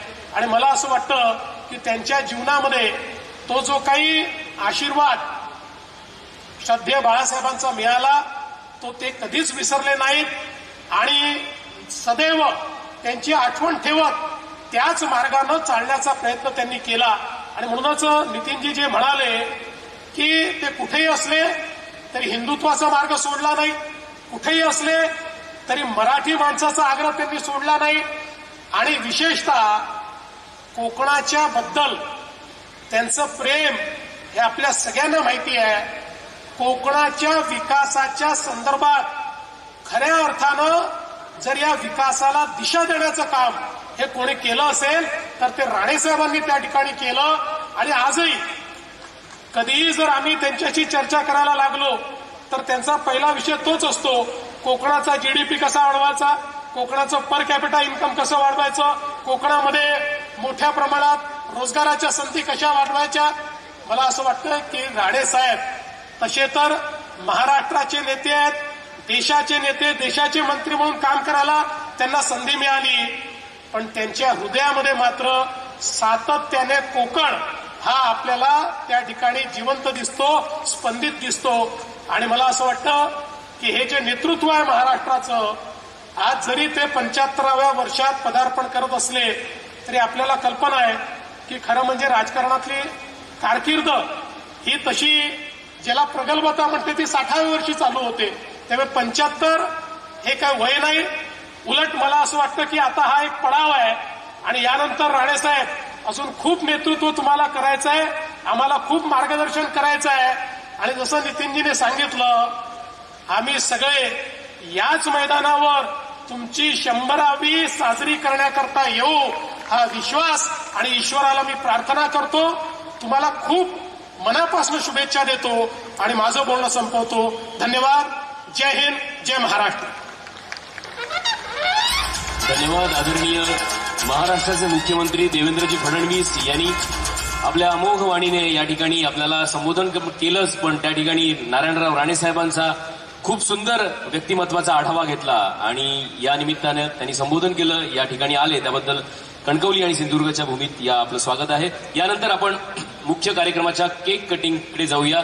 नारायणराव राणेसाहेबांचा अमृत क्षण हा अमृत महोत्सवी वर्षात राणेसाहेबांनी पदार्पण केलेलं आहे आणि आमच्या संपूर्ण सिंधुदुर्गवासियांसाठी, कोकणवासियांसाठी आणि संपूर्ण महाराष्ट्रासाठी ही आनंदाची, स्वाभिमानाची गोष्ट आहे. राणेसाहेबांचं नेतृत्व, बुलंद आक्रमकता आणि त्याचबरोबर संवेदनशील हळवमन याचा सगळ्यात संगम आहे. तो सगळ्याच लोकप्रतिनिधींनी, लोकनेते आणि आता या ठिकाणी दस्तूरखुद्द महाराष्ट्राचे मुख्यमंत्री देवेंद्रजी फडणवीस साहेबांनी या ठिकाणी त्यांचा आलेख आहे तो आपल्यासमोर मांडला. हृदयपूर्वक प्रेमभावना म्हणजे काय असते आणि राणेसाहेबांचं व्यक्तिमत्व किती उजळलेलं आहे याची प्रचिती या निमित्ताने आपल्याला येते. हा अमृत क्षण आपण समृद्ध करतो आहोत केक कटिंगच्या कार्यक्रमानिमित्त. आणि मगाशी ज्यांचा उल्लेख झाला त्या आदरणीय सौ नीलमताई या त्यांच्या बाजूला उभ्या आहेत. त्यांच्या बाजूला जशा उभ्या आहेत तशा त्या त्यांच्या राजकीय कारकिर्दीमध्ये एकूणच प्रवासामध्ये खंबीरपणे उभ्या राहिला याचा उल्लेख आता देवेंद्रजी फडणवीस साहेबांनी केला. आणि संगीताच्या वातावरणामध्ये, तुमच्या टाळ्यांच्या जल्लोषामध्ये, ढोल ताशांच्या गजरामध्ये राणेसाहेबांना वाढदिवसाच्या अनंत अनंत शुभेच्छा. तुमच्या स्वप्नाला पूर्तता मिळो, शरीराला आरोग्य मिळो, मनाला समाधान मिळो, स्वजनांचा प्रेम मिळो आणि राणेसाहेब तुम्ही खूप मोठे व्हा, आकाशानं सुद्धा मान उंचावून पाहू एवढे मोठे व्हा. मी विनंती करतो सर्व व्यासपीठाने स्थानापन्न व्हावं. कार्यक्रमाच्या उत्तरार्धामध्ये जे आजचे मुकुटमणी आहेत ते नारायणराव राणेसाहेब आपल्याला संबोधन करणार आहेत, या सत्काराला उत्तर देणार आहेत. आपल्या टाळ्यांच्या गजरामध्ये, ढोल ताशांच्या गजरामध्ये, फटाक्यांच्या आतषबाजीमध्ये आणि दिव्यांच्या रोषणाईमध्ये मी आजच्या कार्यक्रमाचे मुकुटमणी, दस्तूरखुद्द आजच्या कार्यक्रमाचे खऱ्या अर्थाने नायक, अमृत महोत्सवी वर्षामध्ये पदार्पण करणारे, कोकणला डिजिटल स्वप्न दाखवणारे आणि कोकणच्या पायवाटेचा हमरस्ता करणारे नारायणराव राणेसाहेब आपल्याला या ठिकाणी संबोधित करताहेत. टाळ्यांचा गजर करूया. यानंतर मनोगत करताहेत, शुभेच्छा देत आहेत आणि आपल्याला या ठिकाणी संबोधित करताहेत नारायणराव राणेसाहेब.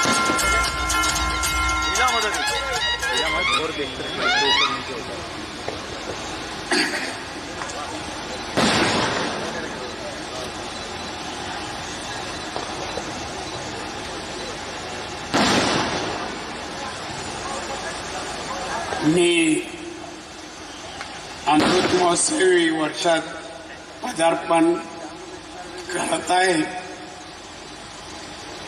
आणि त्या निमित्ताने हा माझ्या दोन्ही चिरंजीवांनी, कार्यकर्त्यांनी मिळून हा कार्यक्रम आयोजित केलेला आहे. या कार्यक्रमाचं स्वरूप मी मागे 1.5-2 तासात अनुभवत असताना मी ज्यांनी भाषणं केली त्या मंचावर त्या सर्वांनी माझ्याबद्दल जे काय कौतुकाचे शब्द उच्चारले, माझ्या प्रेमापोटी त्यांनी माझं कौतुकही केलं. त्यातील प्रमुख म्हणजे महाराष्ट्र राज्याचे माननीय मुख्यमंत्री देवेंद्रजी फडणवीस साहेब, केंद्रीय मंत्री आहेत, पण मी याला नेहमीच माझ्या केंद्रीय मंत्री म्हणण्यापेक्षा माझे मित्र म्हणून मी ज्यांना उच्चारतो ते सन्माननीय नितीनजी गडकरी साहेब, सन्माननीय राधाकृष्ण विखे पाटील कॅबिनेट मंत्री, सन्माननीय आशिषजी शेलार, सन्माननीय निलेश राणे, उदय सामंत, निकेश राणे, सुनील तटकरे साहेब, रवींद्र चव्हाण साहेब, प्रसाद लाड, सन्माननीय दीपक केसरकर, प्रवीण दरेकर, सन्माननीय प्रभाकर सावंत, सन्माननीय दत्ता सामंत, मला वाटतं एक नाव राहिलंय, याच्यामध्ये रवींद्र चव्हाण साहेब, मनीष दळवी आणि या मंचावर बसलेले सर्व मान्यवर, माझ्या समोर बसलेले महाराष्ट्रातील, कोकणातील सर्व मान्यवर, बंधू भगिनींनो आणि मित्र, आयुष्यात बरीच भाषणं केली, बऱ्याच प्रश्नाला उत्तरे दिली. सभागृह या देशातील बहुतांशी सभागृहात मी भाषणं केलेली आहेत, कामकाज केलेलं आहे. पण आजचा जो दिवस आहे हा फार माझ्यासाठी वेगळा आहे. वेगळा या दृष्टीने आहे, अनेक सभागृहातील भाषण आणि माझ्यावर आरोप म्हणा किंवा केलेले भाषणाला प्रत्युत्तर देण्याचं काम मी त्यावेळी केलं. पण आजचा प्रसंग असा आहे की या सर्व माझ्या नेत्यांनी, सहकार्याने जी भाषणं केली, माझ्याबद्दल कौतुकही केलं, मी केलं कार्याचा गौरवही केला. हे ऐकल्यानंतर मला स्वतःलाच वाटतंय मी या सर्वांच्या भाषणाला आज उत्तर देऊ शकत नाही, अशी माझी परिस्थिती झाली. मी नेहमी 2 गोष्टी म्हणतो की कोणी काही विचारा, काही बोला, कुठलाही प्रश्न विचारा, मी समर्थ उत्तर देईल, ही माझी घमेंड आज जिरली असं वाटतं. जसं मी म्हणतो मी कोणाला घाबरत नाही, त्यांनी घाबरणार नाही, तसं मी निरुत्तर होणार नाही, ही पण माझी घमेंड आज जिरली असा शब्द प्रयोग करेन. मी अनेक मंत्री, नेते, केंद्रात राज्यातले नेते यांना जवळ पाहण्याचा क्षण, योग मला आला. मी महाराष्ट्राचा मुख्यमंत्री होतो, माननीय वाजपेयी साहेब पंतप्रधान, अनेक वेळा भेटायचा योग आला, अनेक वेळाला त्यांच्या बरोबर महाराष्ट्राचे अनेक प्रश्न चर्चाही करण्यात आल्या. अनेक केंद्रीय मंत्री, अगदी राष्ट्रपती, पंतप्रधान, नेते मोठमोठे सगळ्यांना भेटायचं भाग्य मला मिळालं, सगळ्यांशी संभाषण करण्याचं भाग्य. पण मला आज असा काही सत्कार होईल मला नितेश राणेने विचारलं की 75वी जवळ येते, बाबा कोणाकोणाला बोलू सांगा, मी असा कार्यक्रम करतो. मला तुला वाटेल त्यांना बोलव, मला काय म्हणायचं नाही. मग अशा वेळेला मुख्यमंत्र्यांचं नाव तर त्यांच्या नेतृत्वाखालीच सत्कार सन्मान हा कार्यक्रम होणार. तर मी म्हणालो त्याला एक नाव मात्र माझ्या वतीने घे, नितीन गडकरी. त्यांनी सांगितलं का मला वेळ नाही, अमुक ठिकाणी गेलता, त्याला माझा फोन लावून दे मला, मी त्याच्याशी बोलतो. आणि मला माहिती होतं माझा आवाज ऐकल्यावर नितीन गडकरी नाही म्हणणार. उपस्थित बंधूंनो, भगिनीनो आणि मित्र, मी आयुष्यात राजकारणात येताना कुठला संकल्प करून आलो नाही.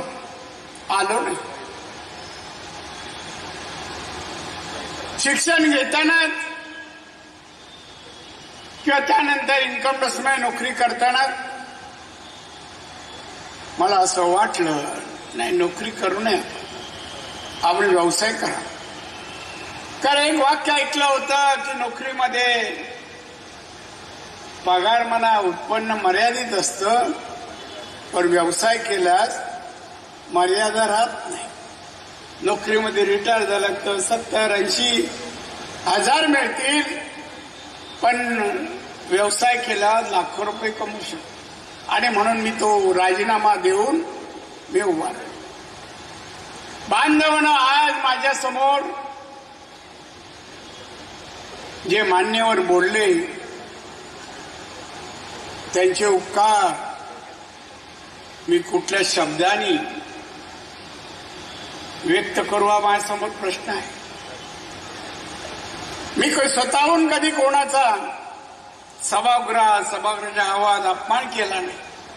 सगळ्यांचा मान केला, वयाने लहान असू द्या, वयाने मोठा असू द्या. आज मात्र परिस्थिती वेगळी वाटते. उभं राहण्या अगोदर पत्नी बोलते, काय बोलणार आहात मला माहित नाही. बांधवांनो, इथे तरुण माझे मित्र असतील त्यांना एकच सांगेन, आयुष्यात निर्धार निश्चय आणि त्याला मेहनतीची जोड दिली तर सगळं काय शक्य आहे. का अशक्य नाही मी अनुभवलंय. मला जे मोठं मार्गदर्शन आधार इथपर्यंत जाण्याची शिडी कोणाची मिळाली असेल, माझं दैवत माननीय बाळासाहेब ठाकरे. काय माझ्यात पाहिलं मला माहित नाही, पण मी आणि माझा मित्र हनुमान परब लहानपणी साहेबांची मुंबईत कुठेही सभा असली का सभेच्या अगोदर पैसे थोडंफार जमवायचे, 5 रुपये 6 रुपये 7 रुपये, आणि जमा झाले का साहेबांच्या मिटिंगला जायचो आणि मी एक हार घ्यायचो आणि 2 जण मिळून घालायचो. अशा अनेक वर्ष गेली. शेवटी नेत्यांना साहेबांनी विचारलं, ती 2 मुलं येऊन मला हार घालतात, ती कोण आहे? मग त्या नेत्याने सांगितलं, हे चेंबूर मधील आहेत, असं असं त्यांना टोपण नाव आहे, असं असं. तेवढे त्यांना एक दिवशी घेऊन या आणि मला घेऊन या. पण त्या दिवसापासून साहेबांचे विचार, साहेबांचा आदेश जे देतील ते पाळत गेलो. असं असं करताना साहेबांचा आवडता सैनिक झालो. साहेबांच्या तोंडून एखादा शब्द निघाला आणि मी पूर्ण केला नाही असं एकही नाही शब्द, एकही. आज मी बीजेपीत आहे. ज्या वेळेला बीजेपीत गेलो ते जाण्या अगोदर माझा आणि माननीय श्री देवेंद्र फडणवीस यांचा एक डायलॉग विमानतळावर झाला 2 मिनिटाचा, 2-3 मिनिटाचा. आम्ही तिथे उभे असताना आम्ही विसरलो ते दोन्ही राजकीय पुढारी आहोत, विसरलो. देवेंद्रजी म्हणतात, दादा बस झालं ना. मी काय बस झालं? अहो या ना बीजेपी, बस झालं आता. मग मी थोडस बोललो 2-3 गेला रे घरी बोलव, चर्चा कर. मी पण एका पक्षाचा नेता आहे, मला विचार करू दे. आणि त्याप्रमाणे विचार करून मी आलो. पण मी लहान असलो आणि मी मोठा असलो, हे नेते लहान असले, तर मी पदाला मान ठेवण्याचं कधी चुकलो नाही. मान, आदर, सन्मान करतच आलो. आजही प्रश्न होता, मला माहिती होते हे सगळे कौतुक करणार, अशा जोगं मी नक्कीच काम केले. मी हार नाही खाल्ली.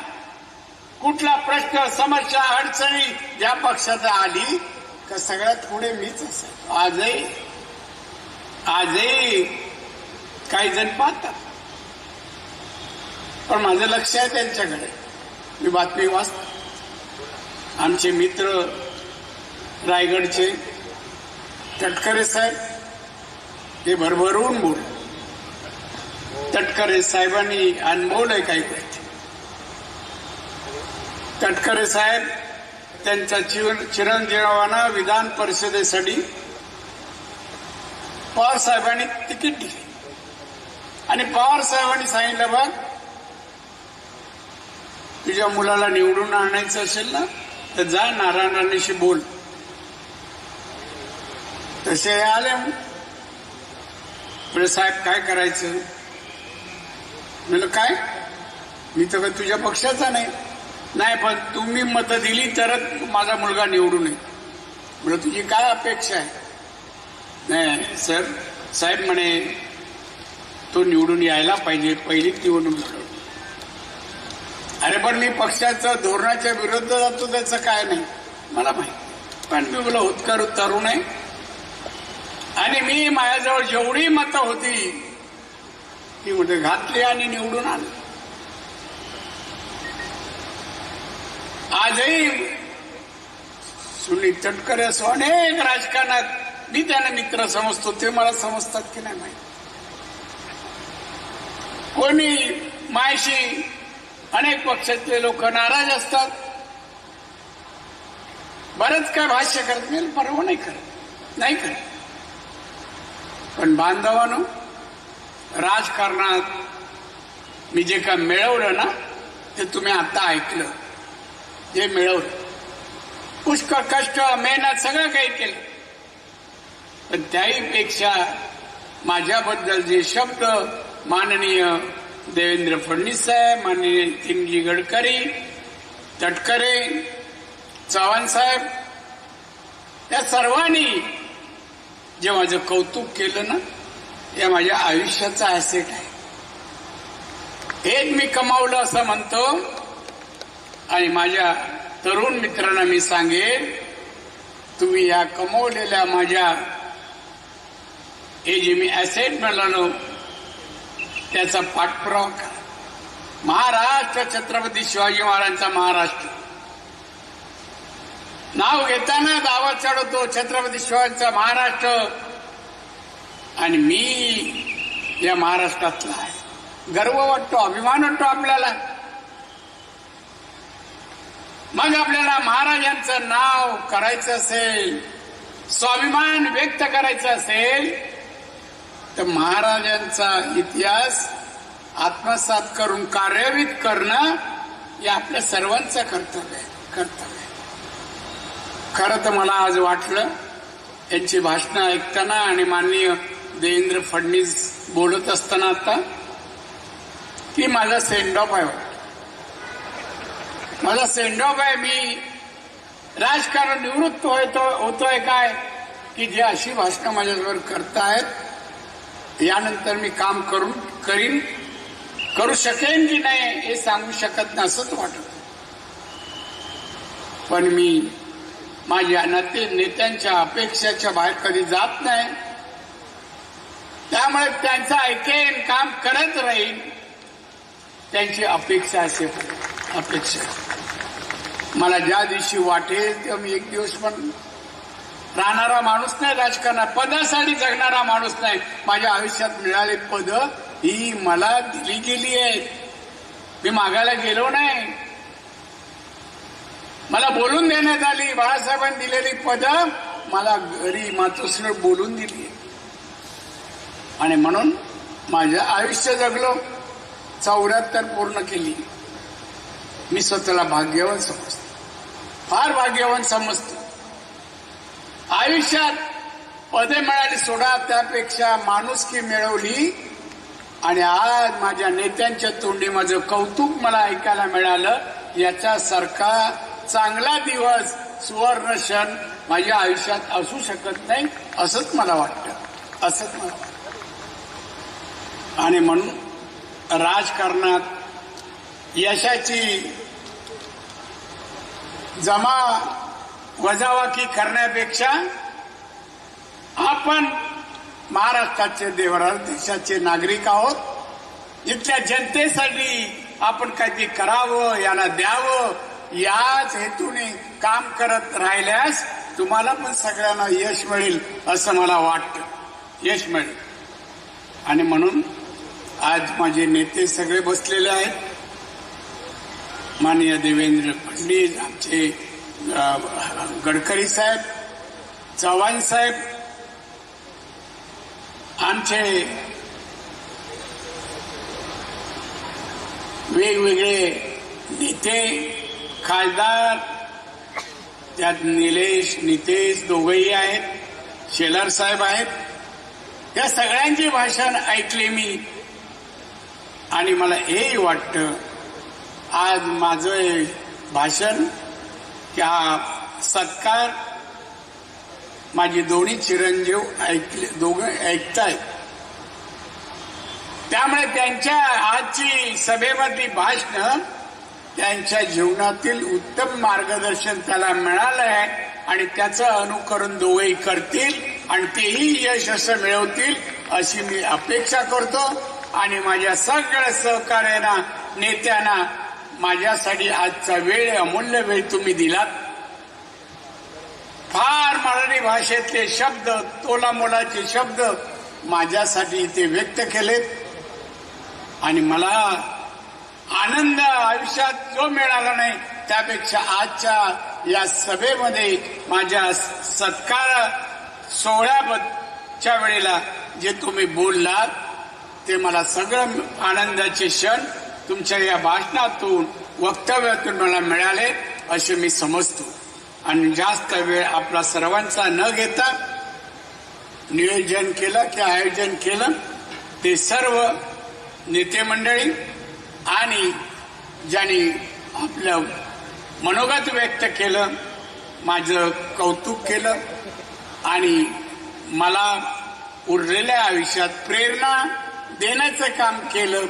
मी उरलेल्या आयुष्यात जनहित, लोकहिताचं काम याहीपेक्षा कमी वेळात जास्त करू शकेल अशी सर्वांची भाषणं आणि विचार ऐकून मला प्रेरणा मिळाली आहे. आणि म्हणून आपल्या सर्वांचे मंचकावरील आणि या मैदानावरील सर्व मान्यवरांचे आभार मानतो, धन्यवाद देतो.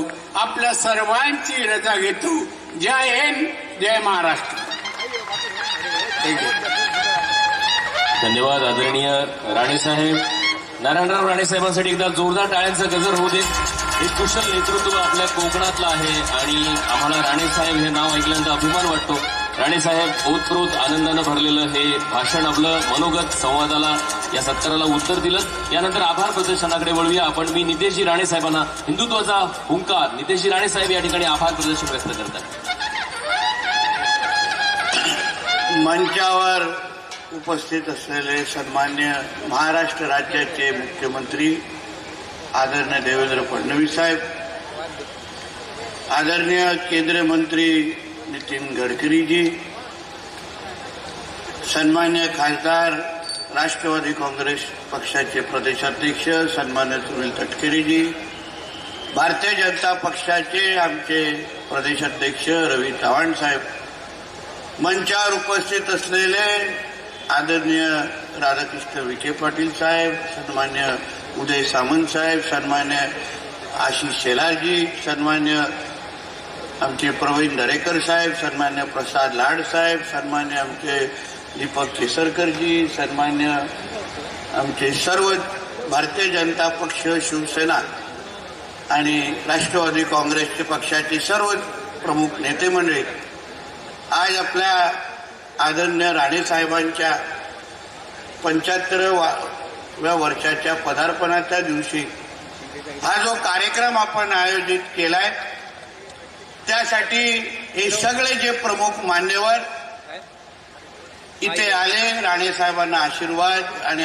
मार्गदर्शन आणि शुभेच्छा दिल्या. मी राणे कुटुंबाच्या वतीने आणि आपल्या सर्वांच्या वतीने सगळ्या जणांचं मनापासून आभार मानतो.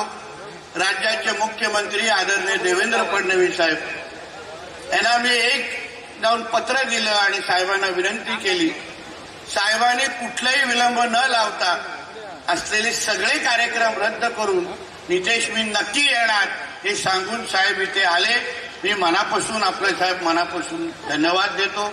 गडकरी साहेबांना तर फक्त एक फोन केला, आपलं नितेश कधी आहे, नक्की येतो, राणे साहेबांना सांग मी नक्की येणार आहे असं सांगून हे आमचे सगळे प्रमुख मान्यवर साहेबांच्या प्रेमाखातीर जे इथे आले, आपण सगळ्यांच्या वतीने, राणे कुटुंबाच्या वतीने मी परत एकदा सगळ्यांचे आभार मानतो. इथेच थांबतो. जय हिंद, जय महाराष्ट्र.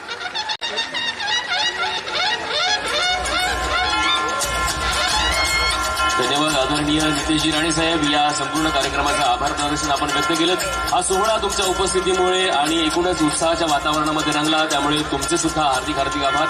जमलेल्या तमाम पत्रकारांचे, वृत्तपत्र मीडिया या सगळ्यांचे मनपूर्वक आभार.